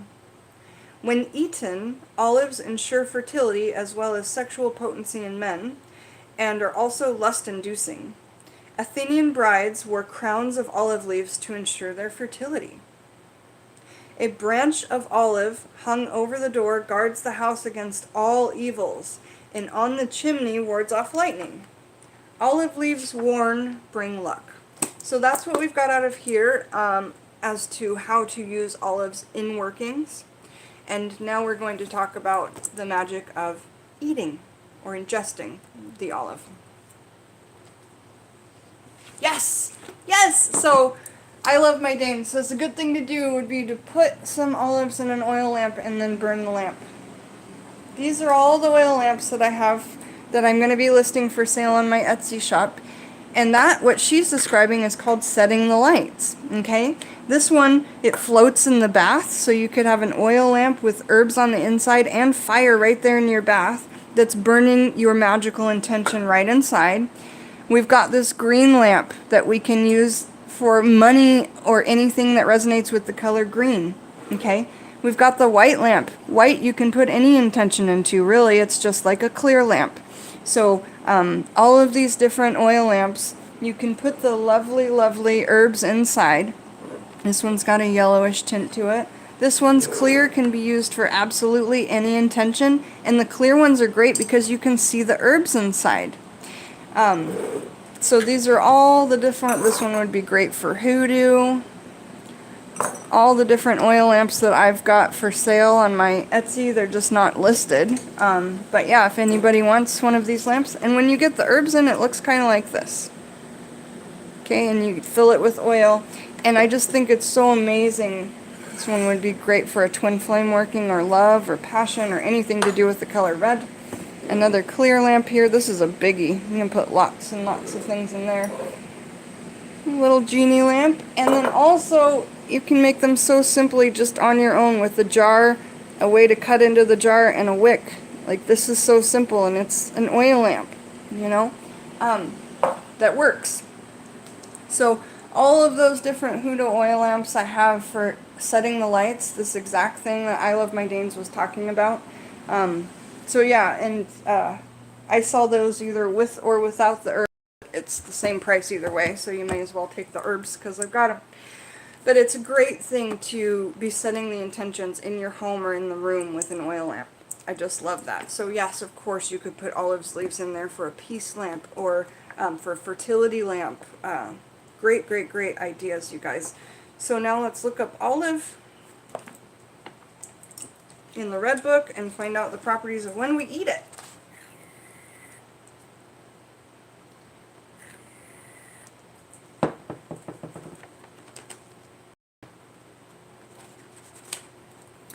Okay, so olive appears on page 88 through 89. And let's go ahead and guess the planet and the element. We don't have a gender in this book, just a planet and an element of olive. So go ahead and guess that, and I'm going to start the reading. The energies are spirituality, health, peace, and sex. The lore, we love lore. The olive was sacred to Aten in ancient Egypt. Olive oil, which was in great demand in the ancient world, usually led to the downfall of Greece. Farmers began growing olives almost exclusively while ignoring food crops. This began Greece's dependence on imported foods. When import lines were cut, Greece and its populace suffered. Now let's see if some people guessed the gender and the everything. Joyce, isn't that red lamp gorgeous? I agree. It was brand new. I found it at the thrift shop. I was so excited. You have a clear one that you never use iridescent sea? Well, if you want, I can bundle some herbs together for you and for an intention. So Michelle, thank you for guessing. She says Saturn and water. Let's see. Oh, and Lunchbox is here. Is great. Yeah, hi Tangerine. How are you? Nice to see you. Okay, so the planet is the sun and the element is air. So, very different sometimes between the two books, right? Alright, so olive. Oil was used in hundreds of ways in the ancient, we talked about that. How Greece fell because they stopped growing their crops and just focused on olives, and when the imported food stopped coming, they were in real big trouble. Oil was used in hundreds of ways in the ancient world, but it was always linked with religion. It was necessary for the creation of the scented oils used in both religious and magical rituals. In Greece, olive oil was the most popular ingredient for these purposes. The Romans disdained the use of butter in cooking. They moistened bread with olive oil, as we use butter, and also cooked oil in food. Magical uses. Add olives or olive oil to spiritually inducing diets. Olives are perfect for post-ritual feasts. Small amounts of olive oil can be added to health diets. Visualize. Olives are eaten also for peace and for the release of stress. If this isn't a problem, olives and the oil are suitable for arousing sexual desire. So let's see what everybody is talking about.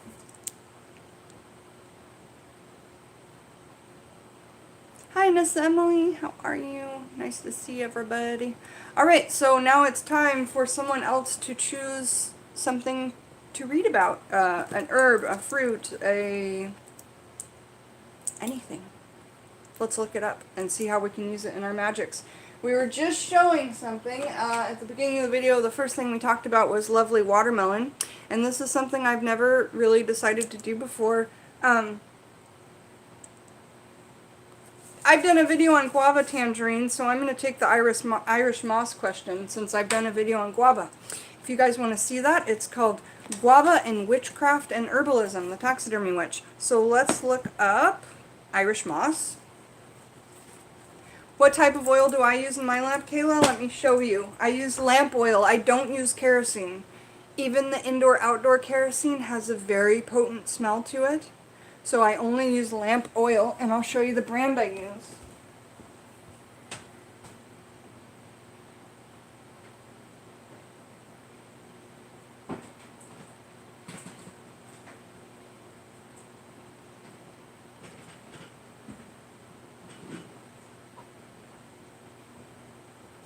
Okay guys, so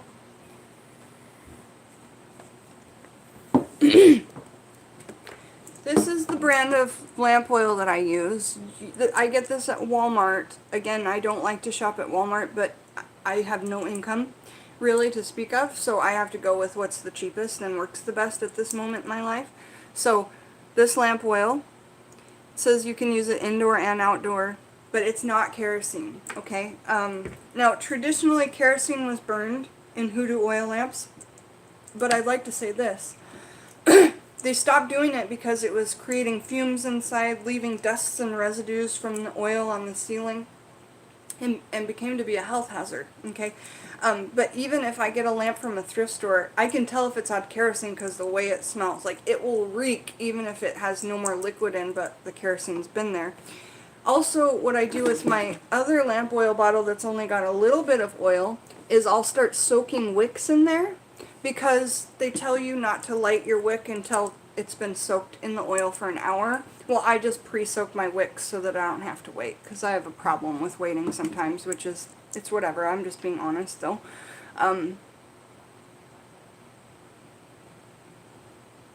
So good question, Kayla, thank you. Iridescent says, my husband won't let me get rid of the lamp. He loves the thing even though we never light it. We keep it handy for power outages. Yeah, and a lot of people do have their oil lamps for power outages, or a lot of people of the older generation have them. So, like the dehydrator and the oil lamp, if you're like, man, I wish I had one, ask somebody elderly in your family. They probably have it and they just don't use it, and they just have stored it away. Caitlin Star Parish, I don't think I've seen you here before, so welcome. Thanks for joining. Hey, I guess I'll pop in and say hi. I've been watching for a while on my TV, but I got hooked I got you hooked up to my car while picking up my daughter. Yay! I often, when I used to drive, I don't drive anymore, would listen to things while I was driving, live chats and such. So we know you're here. Thanks for saying hello, and that's just great. Kayla says about the oil. Okay, just wondering because I got 2 that I got that's old and want to double check to see if I'm getting the correct kind. This kind, from all that I've seen, is safe. You can get this at the craft store and pay 7 times as much as Walmart. This cost me $24 at the craft store, and I think it was $6 at Walmart. I don't know if that's 7 times as much, but it sure does feel like it. Bye, Michelle. Love you. Thanks for asking a question, and we'll see you soon. Madam Butterfly says, I read last night that color-tinted oils are available, which would be cool for color magic. They sure would. Or I've heard of people putting food coloring, dropping that into the dye, or into the oil, because the oil's clear. But you know what I do? I like to use naturally colored things. Like if I wanted the liquid to be red, I would use fresh beet juice that I juiced, and just a couple drops will color that whole water. And it doesn't seem to muddle with the burn. Or fresh turmeric juice would make the whole lamp orange or bright yellow. Fresh kale juice or wheatgrass juice would make it bright green. And again, you guys, it only takes a few drops, and since it's not water, it doesn't exactly like separate. But I've heard of people using food color, but instead of adding something, unless I do the naturally dyeables like the beet juice, the turmeric, or the wheatgrass, or you know, I really do like to get the color of the glass to be different. So either use a clear one and add any intention to it, or I don't know. I just didn't like the food coloring idea because it felt to me like we're putting a bunch of chemicals in all the beautiful natural stuff.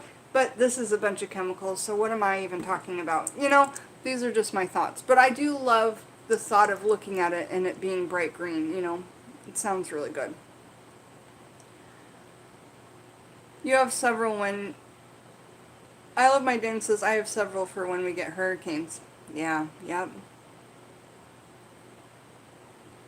Yeah, Caitlin, I think this is the first time you've caught us live too. That's great. Yeah, it is a big markup, I Love My Danes. It just makes you understand how much the craft store is actually charging you for stuff. Okay, so lemongrass, is that a weed or an herb? Well, I mean, I know it's an herb, but I'm sure there's places where it does grow like weeds. I've done a couple videos on lemongrass and herbalism. Just look those up under Taxidermy Witch if you're ever wondering.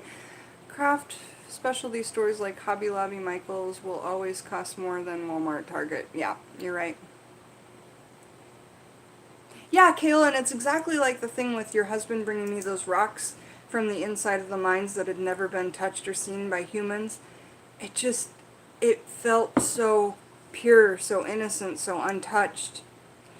And I don't know, for me, sometimes adding things, like I can't use hot glue in my crafts because I just can't. I know that it would make the stones last longer, but also I feel like if a stone falls off a wand and I put like 4 or 5 stones on each wand or rattle, that's a letting, and you can now use it for a working, you know? But I really don't like to put unnatural substances like hot glue or food coloring or things like that into my natural precious like herbs I spend so much time on. That's just me and how I feel personally, and it sounds kind of snobby, but I'm just being honest. Joyce says, hee hee, a weed is just a plant growing where you don't want it to grow. That's so true. I myself am a weed. Nina Bobina's here! What's up, Nina? We were talking about you just the other day. Colored stones would make the oil look colored too. That's a great idea. Like, putting some of those like little teeny polished stones into an oil lamp. That's a really cool idea. I like that. But Nina, it's so good to see you. I've just been thinking about you a lot lately. I was wearing your moon sweater the other day and just a bunch of stuff.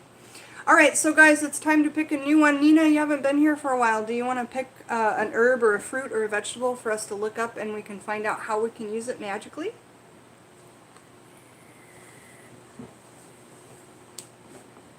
Because I got the time and the energy.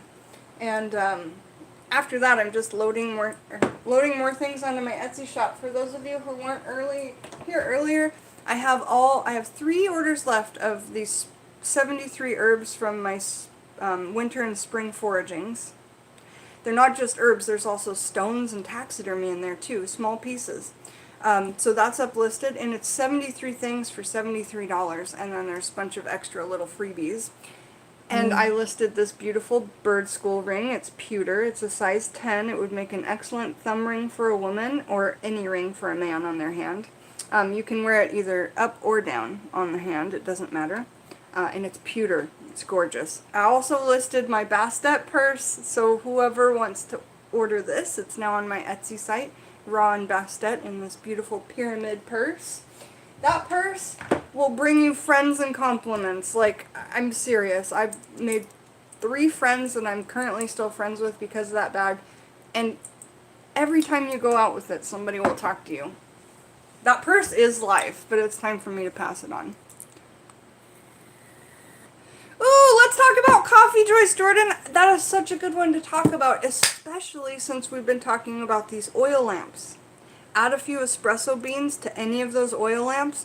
What do you think an espresso bean would do if you added it to an herbal oil lamp and set the lights? What do you think that that would do?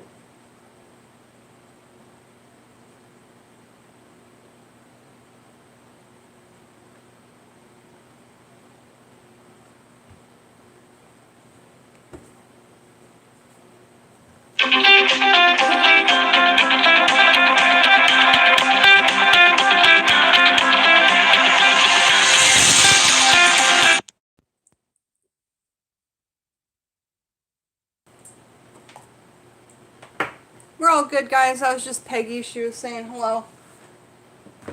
Oh, yeah. Making sure I was okay and all that. So, what do you guys think would happen if you had this herbal oil lamp, but then you added espresso beans to it? See all these little espresso beans? Some of them float on the top. And in this lamp, I've done a video on me making this lamp. I made it for money. Okay. As you can see, there's actual monies in there. There's quarters and copper pennies at the bottom. Oranges. All these are money drawing herbs. Okay. There's mandrake in there too. Mandrake's not a money drawing herb, but I use mandrake, and William, my mandrake root, assists me in most of my workings, you know. Pine is a money drawing herb. Cinnamon, I believe we have cloves and allspice and dill and rice and a walnut and a whole nutmeg, and these are all money drawing things, okay? So if we add in espresso beans, what do we think we're doing there? Thank you for who said that's beautiful. Yes, Tangerine, it will speed up your working. So adding coffee, like coffee grounds or espresso grounds, or coffee grounds, those will speed up a working, or give it energy, or, you know, fast pumping, like anything that you would relate to coffee doing for you, it's gonna do for that working. Yes, add energy to it. Make it work longer, okay? But in general, an espresso, in the whole bean form, from what I've read in my hoodoo books, it really knows how to work for you. The bean itself. So, espresso beans. And we know that a shot of espresso works differently on us than a cup of coffee, right? So just think of those differences and resonate with it. But let's read, I believe in this book we have a ton to read about coffee. So, Tangerine was the one who said this, right? Really, really great addition. Thank you, Tangerine. Oh, thank you, Joyce. Joyce said coffee. Thanks, Joyce. Okay, so coffee. Oh, I also said I was going to do Irish Moss. So I forgot to do that. Let's do Irish Moss really quick. I'm super sorry. My head's all over the place. Irish Moss. There it is. I know, we're all in this together. You're right. Okay. So what do we think the gender, the planet, and the element of Irish Moss are? I will tell you, the folk names are Carrageen and Pearl Moss. Yes! Because of the folk name, I was able to guess the planet, and that's the only clue I'm going to give you. But because of one of the folk names, I was able to guess the planet. Yes! I'm really, really, really starting to trust my intuition, like, at a whole new level, because we've been doing this. And I know that you guys are too. So I want to hear from you guys. What do you think the gender, the planet, and the element are of Irish moss?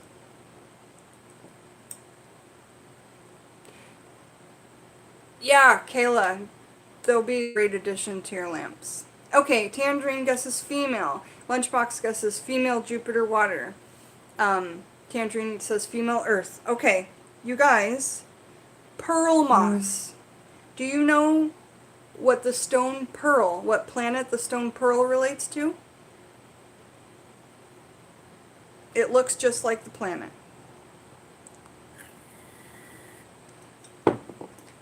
What is the stone pearl? What planet does the stone pearl look like, you guys? The moon. Correct. So that's how I got the planet was the moon, because of the folk name pearl moss. Okay? The gender is feminine. The planet is the moon, and the element is water. You guys did really well. Really well. But yeah, the stone pearl is almost as good as a moonstone when you're trying to attune with the moon with stones, or wear a stone during the full moon and attune with that full moon. Pearls and moonstone are some of the best things that you can wear for that. And a pearl looks like a big old full moon, doesn't it? So, the powers of the Irish moss are money, luck, and protection.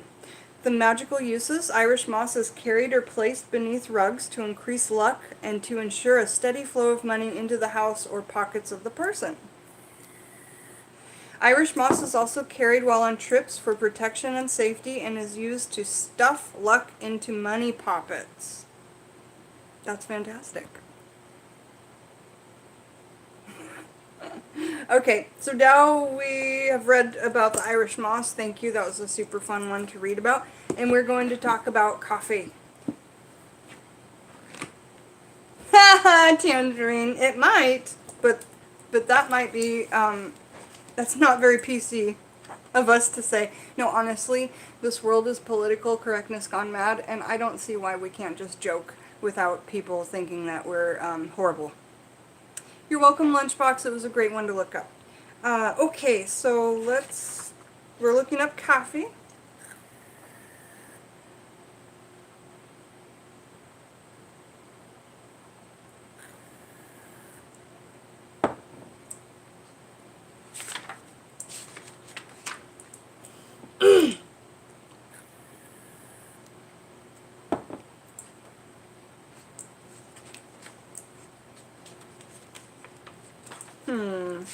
So this is weird. I guess coffee isn't in this book. Why, Scotty? Why did you not put it in here? It's gotta be in here, hasn't it? Apparently not. Okay, so coffee doesn't show up in Encyclopedia for Magical Herbs. That is okay, because I know enough about coffee, and we're going to get information in this. But the information we get in this is about when we ingest it, when we drink it. So I'm really, really hoping that in this book, Magical Herbalism by Scott Cunningham, that he's put a little bit about coffee or espresso. So let's find that out really quick before I just move on to the red book. Because this is the green book. This is using it and working and not ingesting it. And those are the magical properties. That's this book. But if we were to use espresso and drink it, that would be this book. So I'd really like to get those magical properties of the use. And also, I know someone told me not to apologize, but I'm going to apologize anyway. I've been advertising my Etsy stuff, like loads, but I hope you understand it's only because I really need to do that. And so yeah, I'm just really in the spot where I need to make as many sales as I can. So just apologizing for all of the Etsy, here's what I've listed, but I do think that it's all beautiful stuff that's going to be great for somebody who gets it. Why is coffee not in these books?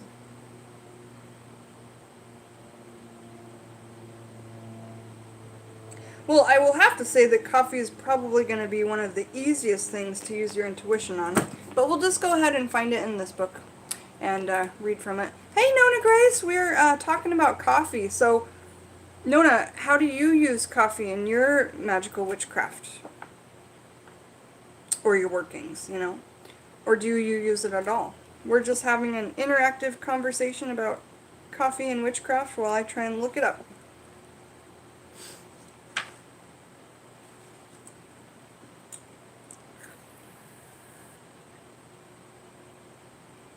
Okay, so it pops up on a jillion pages, but basically,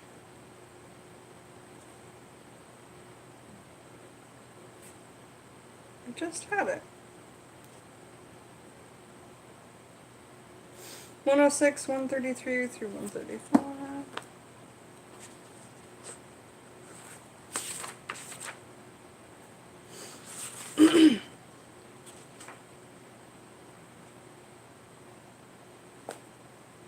So, it talks about chicory being a great coffee substitute under chicory. I did a video on chicory and witchcraft if you want to check that out. Come on, coffee. 188, 197 to 200.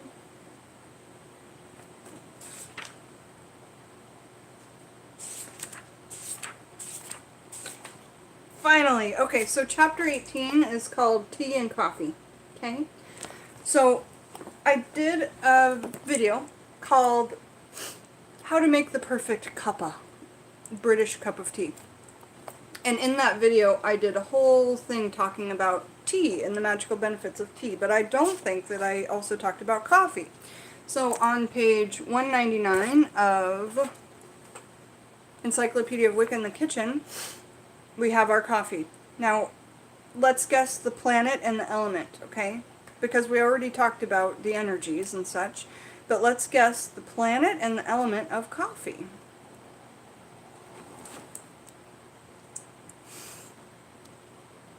So, oh, hi Rhythm, how are you? So nice to see you.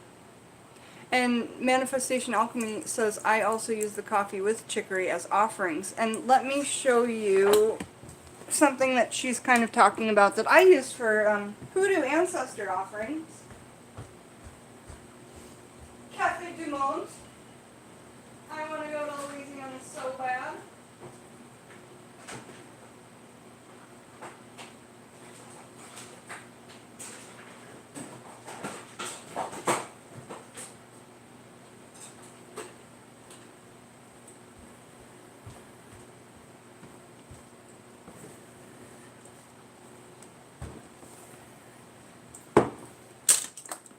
I think most people have seen this before, but this is like my favorite coffee on the planet. This is a great thing. This cafe is in Louisiana and it's been there for a long time. But yeah, in New Orleans, at the old Jackson Square, Cafe du Monde.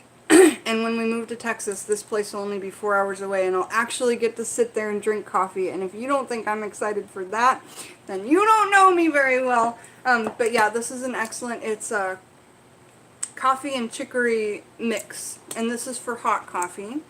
And then this is a New Orleans style iced coffee that is, I believe, chicory, coffee, and spices. There we go. And I don't know if any of you have tried this, but it's they're big old packets. I got this at World Market. They're big old packets, and they're like for cold brew coffee. I kept the receipt, which means I probably paid a bundle for it. Oh, it was $14. So yeah, that's quite a bit.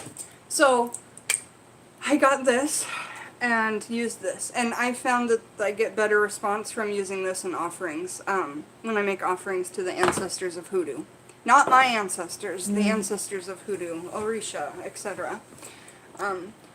Kayla says, I don't know about now, but back when, maybe lore behind it, but coffee has been known for help with self-tanning. Yeah, I think that they do add that to some of the self-tanners, don't they? I bet. Nona Grace says, loose tea leaf is what I like to try and read. for tessography. Is that what they call it when you read tea leaves? That's been on my wish list for a long time, is a tessography cup. I'd like to make one, but Metalhead, Lovebug, Goth, that's excellent. I'm glad that you're taking notes. That's what I like to do with these Q&As, is to have people that are making their Book of Shadows and they need, or Grimoire, and are needing more information on a topic. That's what I'm here for, and I try to come on to do this every single day so that you guys can ask questions that you may have. Yes, and it is a great body scrub. It's very, very stimulating, and when we did massage school in my spa class where we learned aromatherapy and that, we did coffee body scrubs. It's really stimulating for the skin. I'm not a doctor. It opens up the lymph, so it helps with lymph flow, and a massage is a big lymph flow stimulant. Good as a body scrub. Rhythm Spirit guesses Pluto. I have to say, Rhythm Spirit, it's an excellent guess, but I haven't seen Pluto come up yet in the planets. And I was talking about that the other day, and I don't know why. And Tangerine's tried coffee scrubs. Jen, this is exactly what I have. I had a feeling that this is what you used, and that's why I brought it out. It's just the best. The smell is so, so good. Coffee tins are great for doing workings and to add power to your spell. Yeah, absolutely. If you wanted to, if you didn't have any coffee left, it might be even more potent to do a working that you wanted to work fast inside of one of these tins. You know, that's a great idea. Great idea. And it would be really healthy to instead of the extra chemicals, absolutely. Mars. Who guessed Mars? You're right! I love my Danes. Ding, ding, ding, ding, ding. So coffee, the planet is Mars, the element is fire. A lot of times Mars and fire go together. And fire makes sense to me because when I think of fire, I think of stimulation of energy. You know, all in one place and just beautiful. So fire makes sense to coffee for me. I actually myself don't drink a ton of coffee. If I really, really need a pick-me-up and I'm not worried about the come down an hour later, I'll have a cup of coffee. But yeah, it keeps me going too fast or something like that. But I do like the taste. I think coffee tastes delicious, and if I lived in Seattle and didn't like coffee, what kind of person would I be? Okay, so the energies of coffee are, when ingested, are a conscious mind and physical energy. Okay? Lore. Millions of Americans start their day with a cup of coffee. This ritual... And yes, it is a ritual. And yes, it is a drug. Oh my goodness. If we think that coffee and soda and tea aren't drugs, you know, herbal teas are not drugs, but caffeine is a huge drug. Just like tobacco. I'm just saying. Alright, millions of Americans start their day with a cup of coffee. This ritual gives them a lift and prepares them to face the coming challenges. It also makes coffee growers, roasters, grinders, wholesalers, and retailers happy. Coffee probably originated in Ethiopia or some other tropical African area. The local people made the berries into wine and also ate the beans as a stimulant. Around 1000 CE, Arabs in Ethiopia began making a hot drink from the beans. Coffee quickly moved across the Mediterranean. The first commercial coffee house was established in Turkey in 1554. England's first coffee house was opened in 1650. Coffee became wildly popular in parts of the Middle East. Turkish coffee is one well-known variety. If you've not tried Turkish coffee, it's so awesome, and they boil it in these copper tins that are just like pretty magical in my opinion. Turkish coffee is great. If you get a chance, make sure to try it. So yeah, the Turkish variety, well known, but was never fully accepted among the tea-loving Brits. Coffee is grown throughout the temperate areas of the world. Much is produced in South America. Alex is growing a coffee plant. Coffee is cultivated in the United States on the big island of Hawaii. The coffee produced there, Kona coffee, is thought of many to be the best. I think that there's a special taste to it that I can't describe in any other coffee, so I would have to agree with it being one of the best. Coffee's wake-up effect has made it quite popular, but there are indications that caffeine alone doesn't lend the beverage its stimulating effect. Once caffeine has been ingested, it takes from 30 to 90 minutes for it to affect our central nervous system. Why does it seem that a sip or two of coffee will do the trick long before the caffeine can produce any physiological response? There is speculation that the scent of fresh coffee triggers the unconscious mind. I'm going to stop there and say something that you guys might think is funny, but okay. So basically, like, have you ever smelled coffee brewing and then had to go to the bathroom? Like number 2. Have you ever smelled anything and it's made you have to go to the bathroom? These are like the olfactory sense, the sense of smell is one of the craziest things in the world. You can smell something and the effects will start to kick in before, like you say, the body's even had a time for the physiological effects to. So, a diuretic, again, I'm not a doctor, but a diuretic is something that makes you pee, and a laxative is something that makes you poop. And I was talking about the smell of coffee making people have to go number 2. But yes, coffee is a diuretic, and I am not a doctor.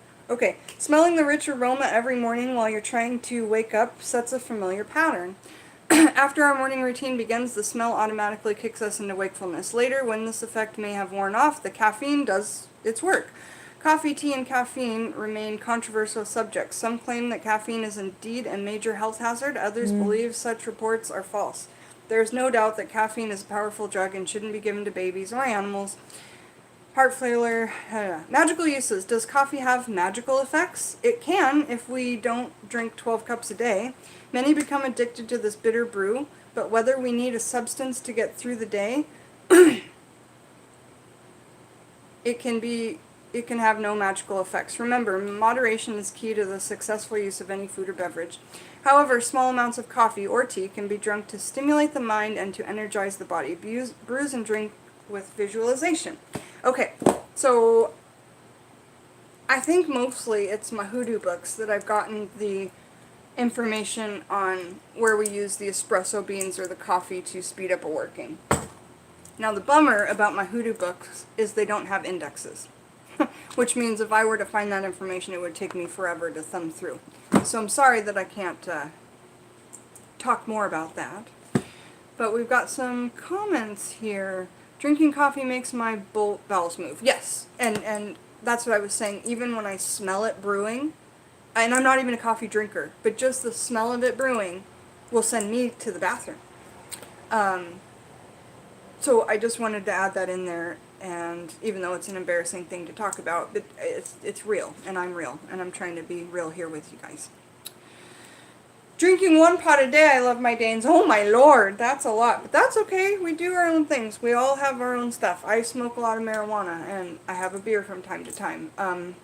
You know, other people, they drink 10 cups of coffee, and that's okay too. So, anyway, I'm going to look in one of my hoodoo books just to see if I can't talk a little bit more about coffee and magic. Just a second here.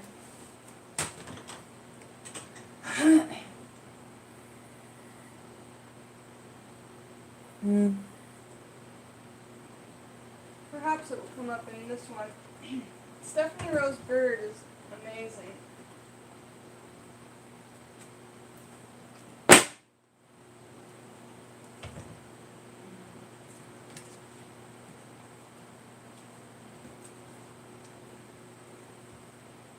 Okay. So I've got 2 hoodoo books by Stephanie Rose Bird. We've got Sticks, Stones, Roots, and Bones, and 365 Days of Hoodoo.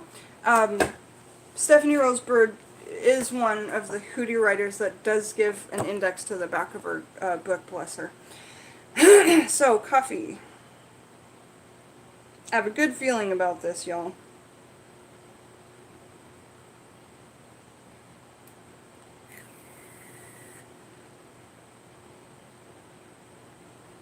Have you guys ever heard of coxcomb?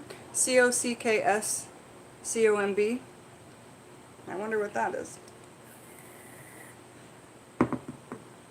Okay, well darn me for saying so. Why is coffee not in here? Maybe espresso's in here. Jeez!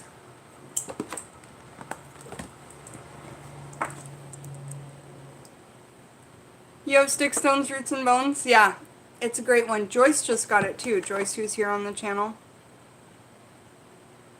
Yep, Metalhead Love Bug Goth soda. That's another one too. Because sugar is probably one of the biggest addiction problems that I think most Americans have today. And I'm one of them. Like sugar addictions and issues with that.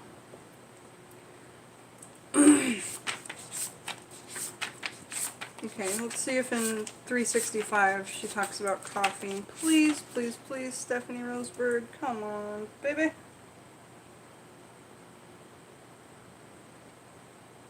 Okay. I guess not. Anyway, I'm going to do some research in coffee and really try to make a proper video on it. I've been looking for this forever, my Joy tea recipe. This is the tea that tastes like ribbon candy, and I'm going to make a big batch of it. Maybe we should do that on the channel together, because I'm going to start selling teas on my Etsy page for different magical intentions. What about chocolate addiction? Do I think that it's bad? If you were literally eating cacao nibs like this, if you were eating cacao nibs, I don't think it's bad.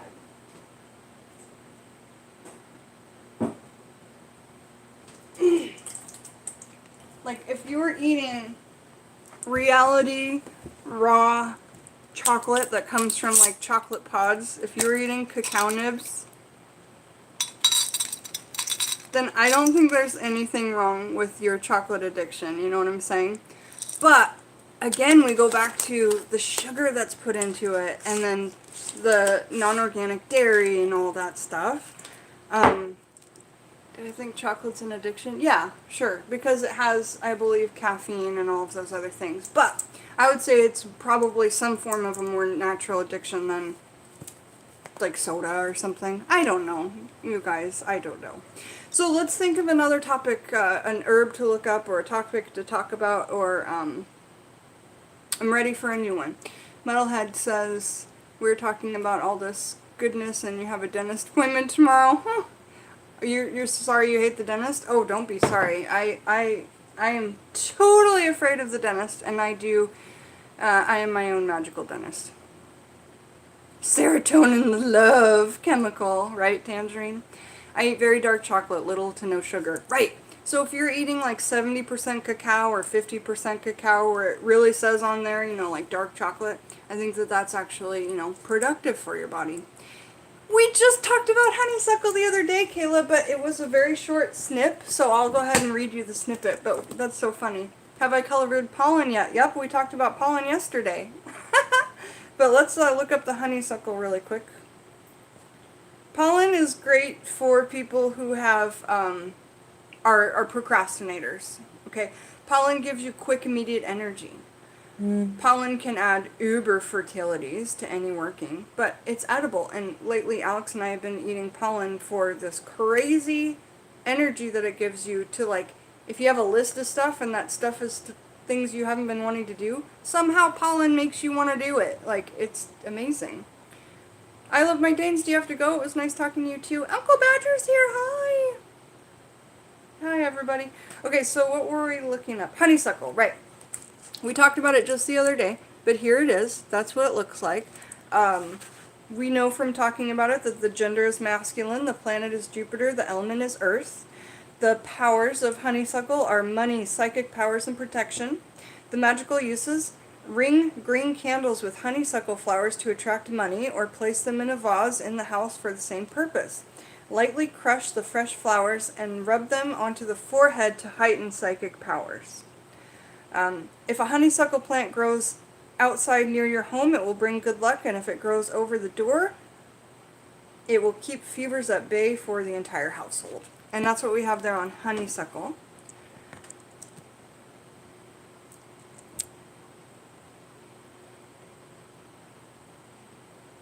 Moonflower's here? Or were you asking for moonflower? Because I've never heard of moonflower. Oh, Magical Mandy's here. Hi, hon. Pavlov's dogs? I don't know what you're talking about. Is that an herb, Magical Mandy? Pavlov's dogs? Datura! And Joyce is here. We've been waiting for a long time to talk about Datura. That's what we're talking about. Let me go get Datura.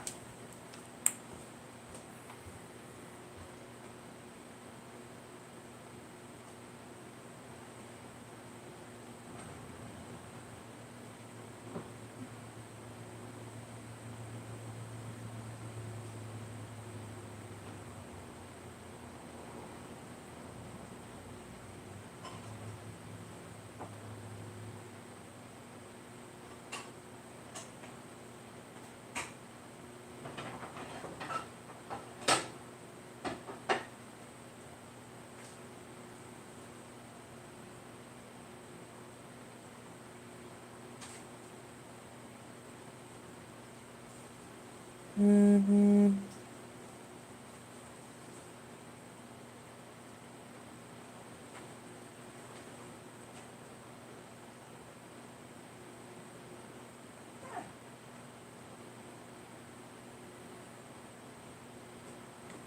Okay.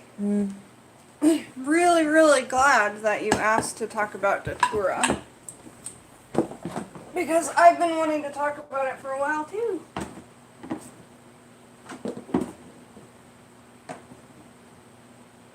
Stay. Okay.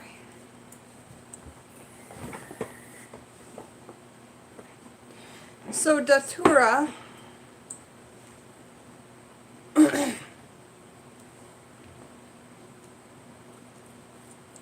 is poisonous.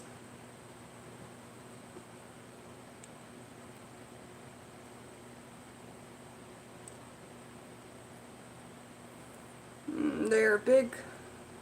They kind of look like witches' burrs. A bit. Here's a different one.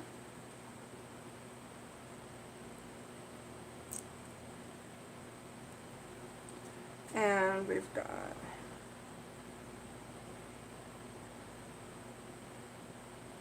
okay. And here's the last one. So Joy sent me these in a really awesome basket, and what I think is so rad about her sending it was she also sent information that she had like printed out for me from books, and I just thought that smells so good, Joyce. Whatever you've got going on at your house, you smell so good. So she's given me some information here, and I want to read out of Scott Cunningham's book at least first to talk about it. And let's look up Datura.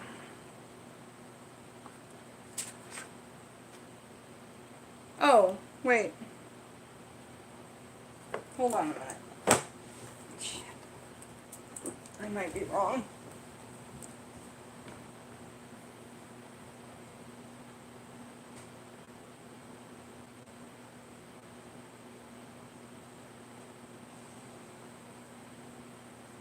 No, I was right. I thought for a minute I had the names wrong, but I didn't. Okay, so Datura, D-A-T-U-R-A.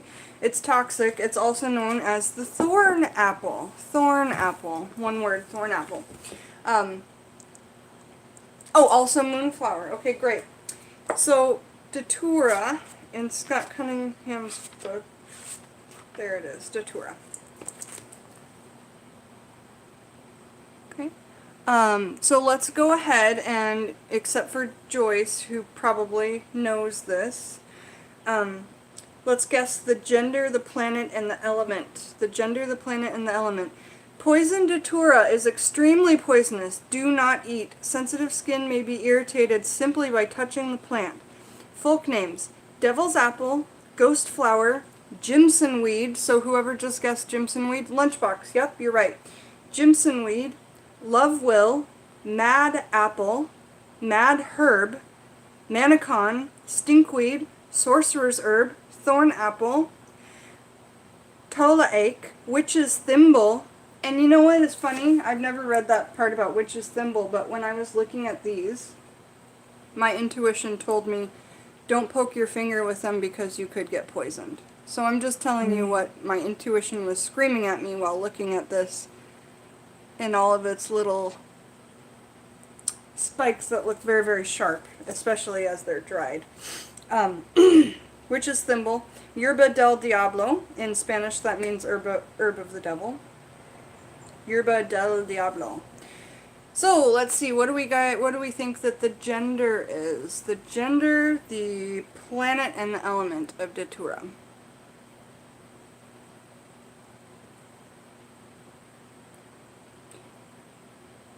Ooh, and then Nona tells us it's also known as the devil's trumpet. Alright, so Nona guesses that it's male. It's female. But it's good that we guess. And thank you for your guess. The planet is Saturn, and the element is water. Okay. Powers, hex breaking, sleep, and protection. The ritual uses, Datura has long been used in shamanic practices and religious rites for untold centuries. The Aztecs considered the plant to be sacred. Magical uses, Datura is used to break spells by sprinkling it around the home. It also protects against evil spirits. If insomnia persists night after night, it may be cured by placing some Datura leaves into each shoe and then settling the shoes under the bed with the toes pointing toward the nearest wall. A few Datura leaves placed on the crown of a hat protects the wearer from apoplexy as well as sunstroke. What's apoplexy, you guys?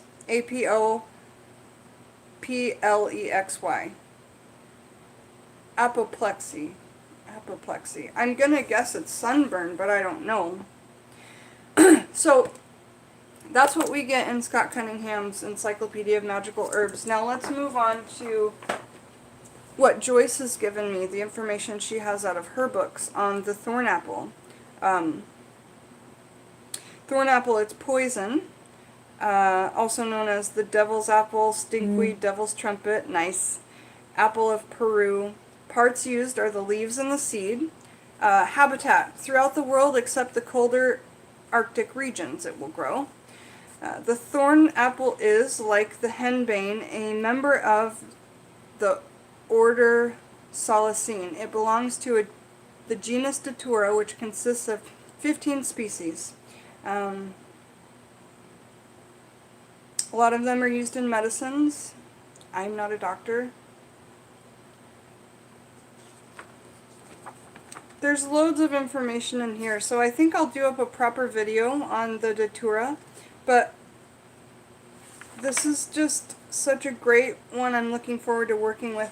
Now, I do believe it's a nightshade, isn't it, Joyce?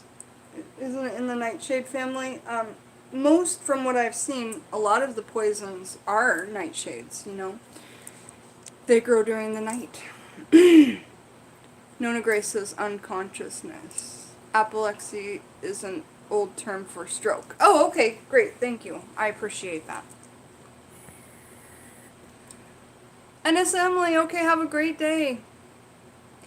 Joyce Jordan says the Datura makes a fine addition to protective witch balls and bottles. I bet. And Lunchbox, thank you for guessing. Thanks everybody who guessed, great. So yeah, I'm going to make a video and talk specifically about the thorn apple, Datura, devil's trumpet, after I go through here and highlight what I'd like to say in the video. So just really excited to bring those out and show those to you, especially while Joyce is here. Now Joyce, did you forage these on your own? These look like you went out and foraged them in Oklahoma. Oh yeah, Joyce knows her stuff. Absolutely.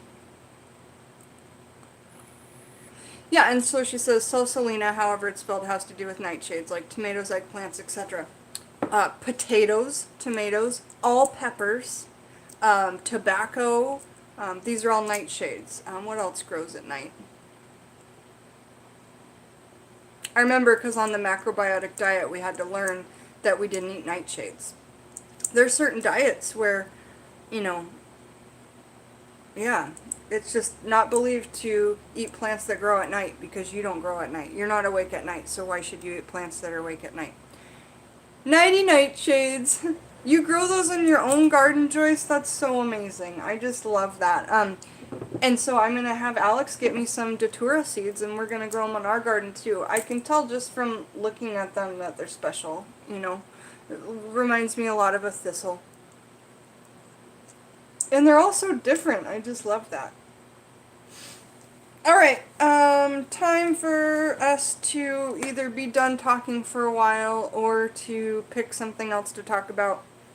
Another herb or another fruit or a vegetable. So if anybody wants to pick one more to be the last one on the list, we'll come back later today. I just have to get things listed on Etsy and try and make some money today. Wolfsbane or monk's hood. Yeep! Magnolia when I get the time. Okay, so I don't know how to pronounce your name, but I like your icon. Seru?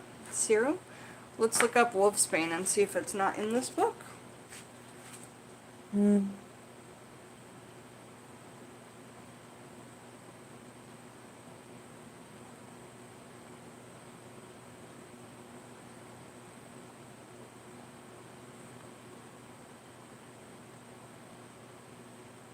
Yes, it is. Okay, so Wolfsbane is here.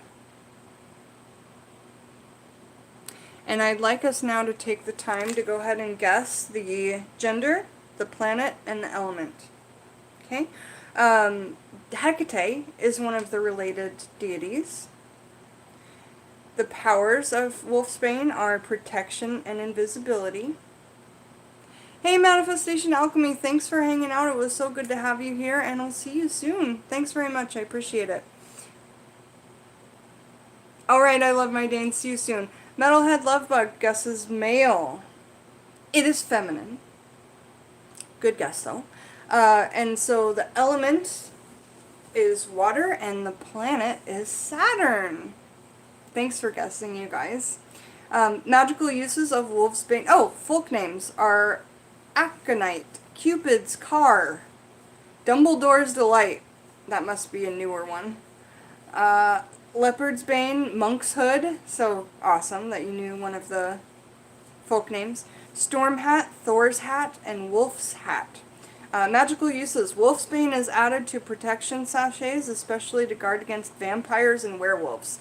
This is quite fitting since Wolfsbane is also used by werewolves to cure themselves. The seed wrapped in a lizard skin and then carried. Interesting if Lunchbox is still here, because we were talking about frog skin the other day. Or we have been talking about frog skin. This seed wrapped in a lizard skin and carried allows you to become invisible at will.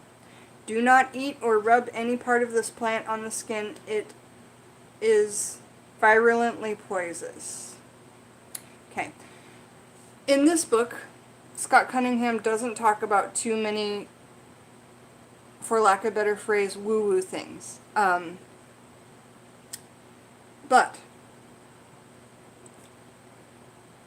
he's saying that if you do this, if you get the seed and you wrap it in a lizard skin and carry it, it allows you to become invisible at will. I would love to try something like this, honestly, and I'm not being funny. Because Scotty doesn't say that too often. Like, you can be invisible at will if you do this. Scotty's more of, like, honestly, a grounded type of magician. And I would just be really interested to get some Wolfsbane and practice this and see. Because I have a dried out lizard, so I know that I can put the seed inside of that. It's not hard to find lizards that are dried out in the sun around here. Yeah, similar to me with the snakeskins, right. Right, Lunchbox. Yes, it is poison. I'm sorry I didn't say that at first. This Wolfsbane is poison. Thank you, Nona Grace. Yeah, it's listed as poison. Wolves, and to kill its protectors. Be very careful. Okay, right. Any of these that are poison, like the Datura and the Wolfsbane, you guys should be very, very, very careful and use ultimate caution because they are poisonous. They're poisonous. And I'm glad that you're learning a lot today, Metalhead Lovebug. That's what we're all here for. Joyce Jordan, carrying pumpkin seeds can help with invisibility and they aren't poisonous. That's absolutely true. Let me go get some pepitas to show you guys the pumpkin seed.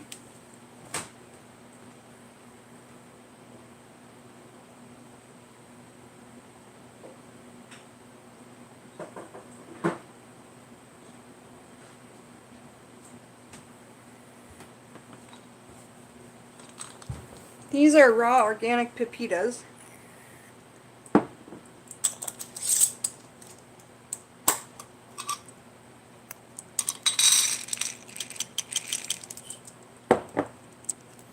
Why does it matter that they're raw and organic? Well, I've talked about this a lot. I really feel that when you don't add a bunch of chemicals to your stuff, that the magical intentions are better, and we know that non-organic things have pesticides, etc. But also we learned from the dehydrator that when you dehydrate something where it's still technically raw, under 100 degrees or less, then the color is very vibrant. Most people, when they bake pumpkin seeds, they're white. They look at these and go, why are they green? Well, the color's not been roasted out of them, I suppose. But yes, pepitas and pumpkin seeds. Let's see if we can't talk about those super quickly, because they are something that I use quite a bit. Elemental pepitas, elemental pepitas, PQRS. Probably it'd be under pumpkin though, I'm guessing. Yeah. Let's look under pumpkin and see what it says to do with the seeds. Alright, Scott Cunningham. I guess his pumpkin's not in here. It'll be in the red one though, surely. So we are quickly talking about pepitas because we just learned that they can work for invisibility as well. I use snake skins for invisibility. They work excellent for me, but can also be dangerous because if you carry them in the car, you might get hit in your car because they work so well. People won't see you there. And not just you, but the whole entire car. I did a working that I thought would be good so that cops wouldn't see me and I could go a little bit over the speed limit. Well, it worked so well that I almost got hit 5 times with an amulet that had 2 snake skins in it in my car. Heather Foley's here, yay! What did Heather say? Hi Jen, the pumpkin seeds in your jar have been shelled. Oh, well then that's the difference. Thanks, honey.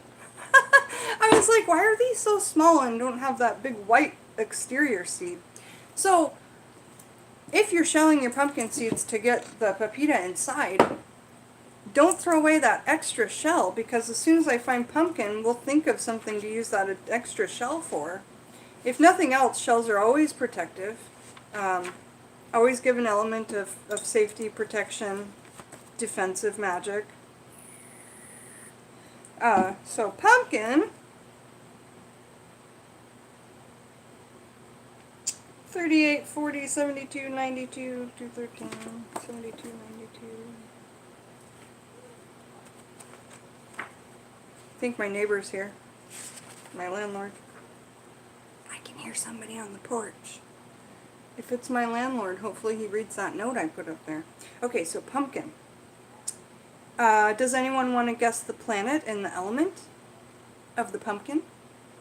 The big orange ball that we carve at Samhain, and we keep these on our porch to, you know, a lot of people say we make jack-o'-lanterns to ward off evil spirits that may be coming.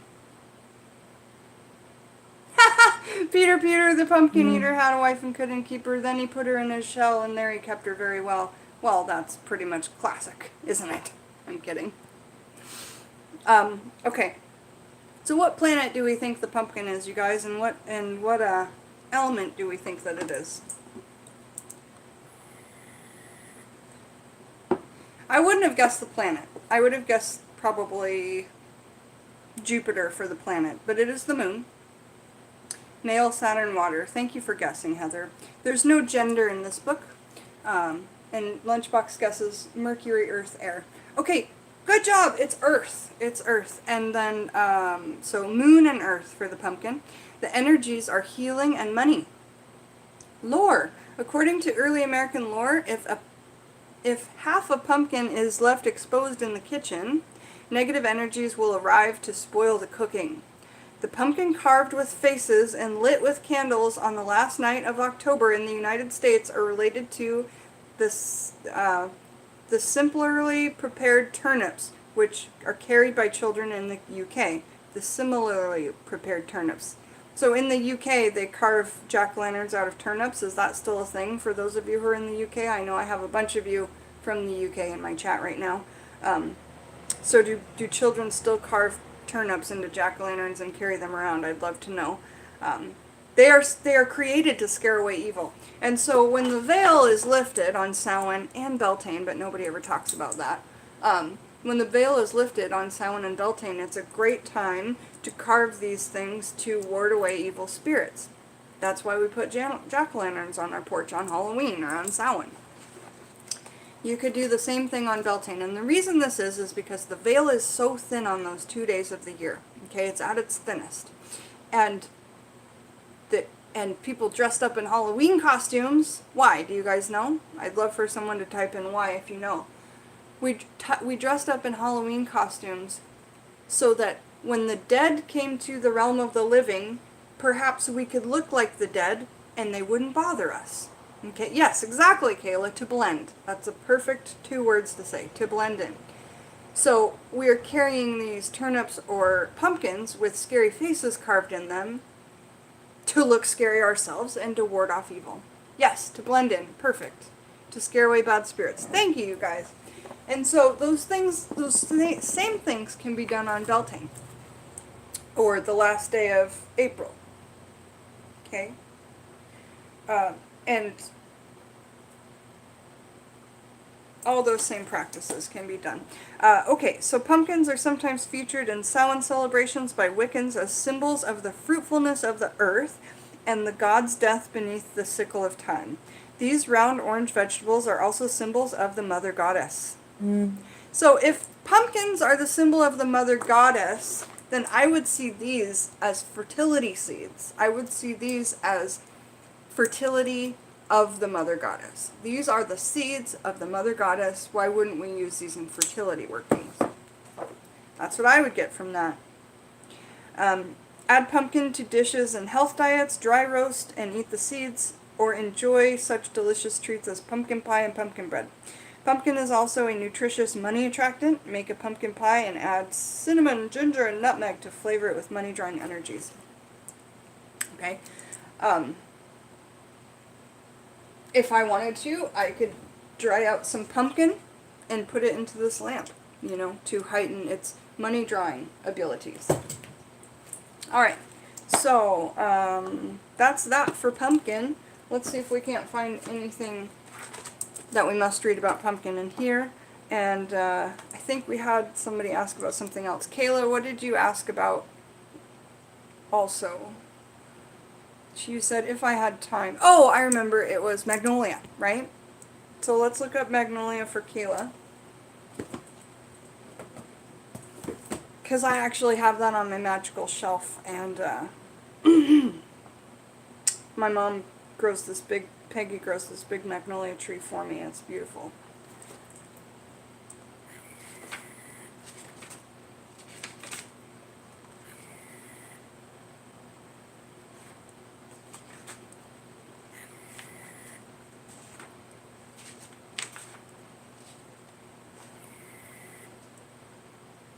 Okay, so magnolia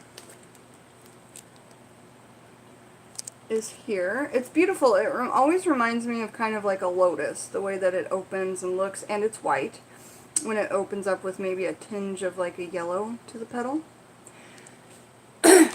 Okay, you guys know I love movies and cinema.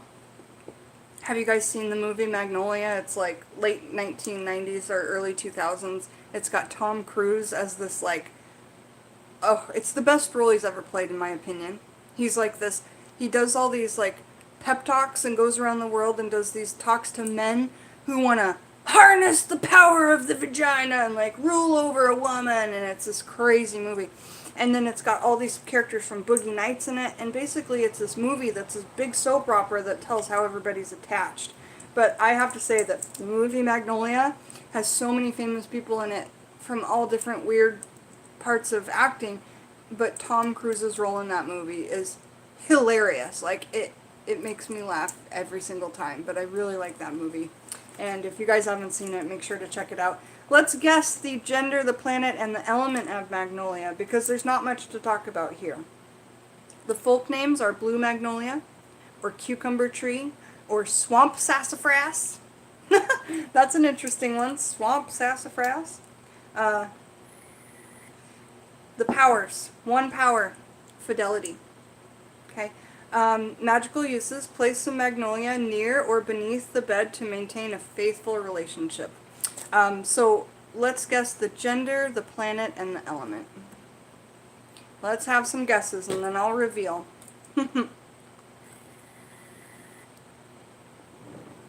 Yum! Pumpkin bean soup sounds amazing. Metalhead, you are correct. It is a feminine gender. The beautiful magnolia. Now we have the planet and the element. So female, Saturn, air. Nope. Female. Good guess. Let's have another one. And then I shall disclose what in fact magnolia is. Madam Butterfly says, I'm so glad that my magnolia tree that you have had since 2002 in memory of your friend who passed from cancer at age 20. It died over this winter. That's a bummer. Were you able to keep any of it? Like, were you able to keep branches and petals and leaves or anything? I know, I'm so sorry, Madam Butterfly. So, the gender's feminine. We got that. The planet is Venus. And that makes sense because men are from Mars, women are from Venus, right? So, female, Venus. That was awesome considering your husband brought you some in the Save-A-Lot bag. You smelled so good. That's nice. Sun and Earth. See, you got it, Heather. Element is Earth. Yeah. So, not a ton to say about magnolia, but that's okay. You still have it outside dead? Well, if you have any area, like a room that has good ventilation, you can, let me show you. Okay. So let's say this. Kayla, you know how there's vents on the floor? Like a vent that is on your floor that blows out air? Is there any way, or excuse me, Madam Butterfly, I'm talking to Madam Butterfly. Is there any way that you could take those branches and put them over the vent? Because that's how I dry out my branches from my big trees and things like that. And if you can't do that, then you could put them in the lowest temperature of your oven to dry them out. But over time they will dry out just in your house. But I would try and dry them slowly, and take from them when you need them, when you want to add a bit of her to a working. If you want to do some communication with her, you could grind parts of it and put it into an incense. And make that a spirit calling incense and use thistles in it, because when you use thistles you can hear the spirits that are trying to communicate with you. On my Etsy shop, you can purchase like spirit calling incense from me, because I make it. But put these things in a coffee grinder you use just for magic, and blend up your thistle and blend up some bits of the magnolia tree and burn it on an incense, and maybe try and, if you ever wanted to communicate with her, that would be a really good way to do that. But if you put something over a vent like that, that's the way that I dry out my trees and big pieces of wood and things like that. That it's not like they're wet with rain, but they're wet with life. They're wet with, it's called green when it's still like got water in it and living. Like, you have to put firewood out to dry out for a whole year sometimes before it's seasoned and ready. So this might take time, but get it out of your yard and start giving it love and treating it like your best friend. And maybe talking to it like it's your best friend. I really feel like you can harness some of those energies from your friend that way. You could make a walking stick or a magical wand out of it, to have her be with you for your workings.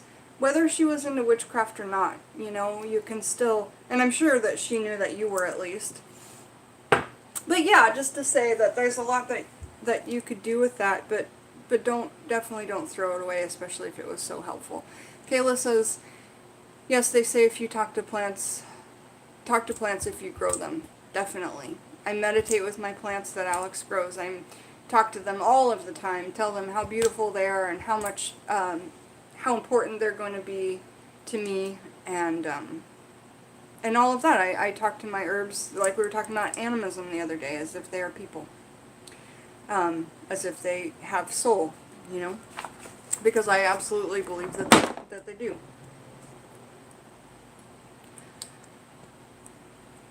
Going to write that all down. Yeah, I love you too, darling. And if you want to send me some pictures, I would love to see pictures of your tree and of the other things that we were talking about you sending over to me.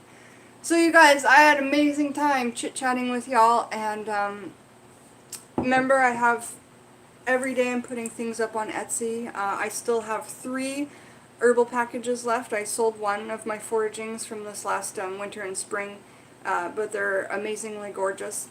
I'll give you a peek because I still haven't put them away yet. I slept in the guest room again last night. But here they are. So many things. Just so many beautiful things. And I listed that Hecate pewter ring, purse, my Bastet purse, and there'll just be loads of things coming up on the Etsy page. So like I say, I sold one, but there's still 3 left, and I encourage anybody who wants to get a part of, you know, chicken foot stones, herbs of all kinds, to get in on this. 73 items for $73, and I couldn't be happier to share with you guys. So I'll see you all very soon, and have you looked into Dr. Middle's work with water, talking to water in the same manner? Yes, Lunchbox. So that thing that you're talking about, putting energies into water and watching it change, I don't know if it's the same video, but in the 1990s they had us watch this video for school, and it was about talking to water. And this is what made me believe in energy work, and exactly what we're doing here. When things was said over the water that were positive and lovely and beautiful, beautiful words like sunshine, love, compassion, the water changed into these beautiful, gorgeous, snowflake-looking things. But when they said things like hate and Hitler and death and Holocaust and all these horrible things, the water changed into this murky black substance that just looked disgusting. Ever since I watched that video, something changed inside of me. Something clicked inside my head. I all of a sudden fucking got it. If you walk into a room and the energy's good, but you're angry and pissed off, you change everybody in that room. But not only everyone in that room, everything in that room. So I'm really glad that you brought that up, Lunchbox, and I wish I could attach the link to it, and maybe I'll try and do that. But after you see something like that, your opinion on everything changes for the better. And you know that you can affect every frickin' thing in this world just by your thoughts. And just by, you know, your energy. And Lunchbox says it works internally on yourself too, right? So if you're talking about healing, going to the doctor, keeping yourself healthy, things like that, you can absolutely affect your health. If you worry all the time and you go, I know I have this, and you're a hypochondriac, you can develop those things. Don't make yourself sick, you guys. Use law of attraction to start making yourself feel better, even if it's not true. Walk around saying, I feel amazing. This day is going to be amazing. This day is amazing. And it sure will be. So we manifest whatever we need. But of course we have these lovely things from the earth to help us manifest the things that we need, and that's beautiful. Alright guys, love you very much. I'm going to put my Etsy links in the description for any of you who are watching this later. And I'll see you guys soon. Have a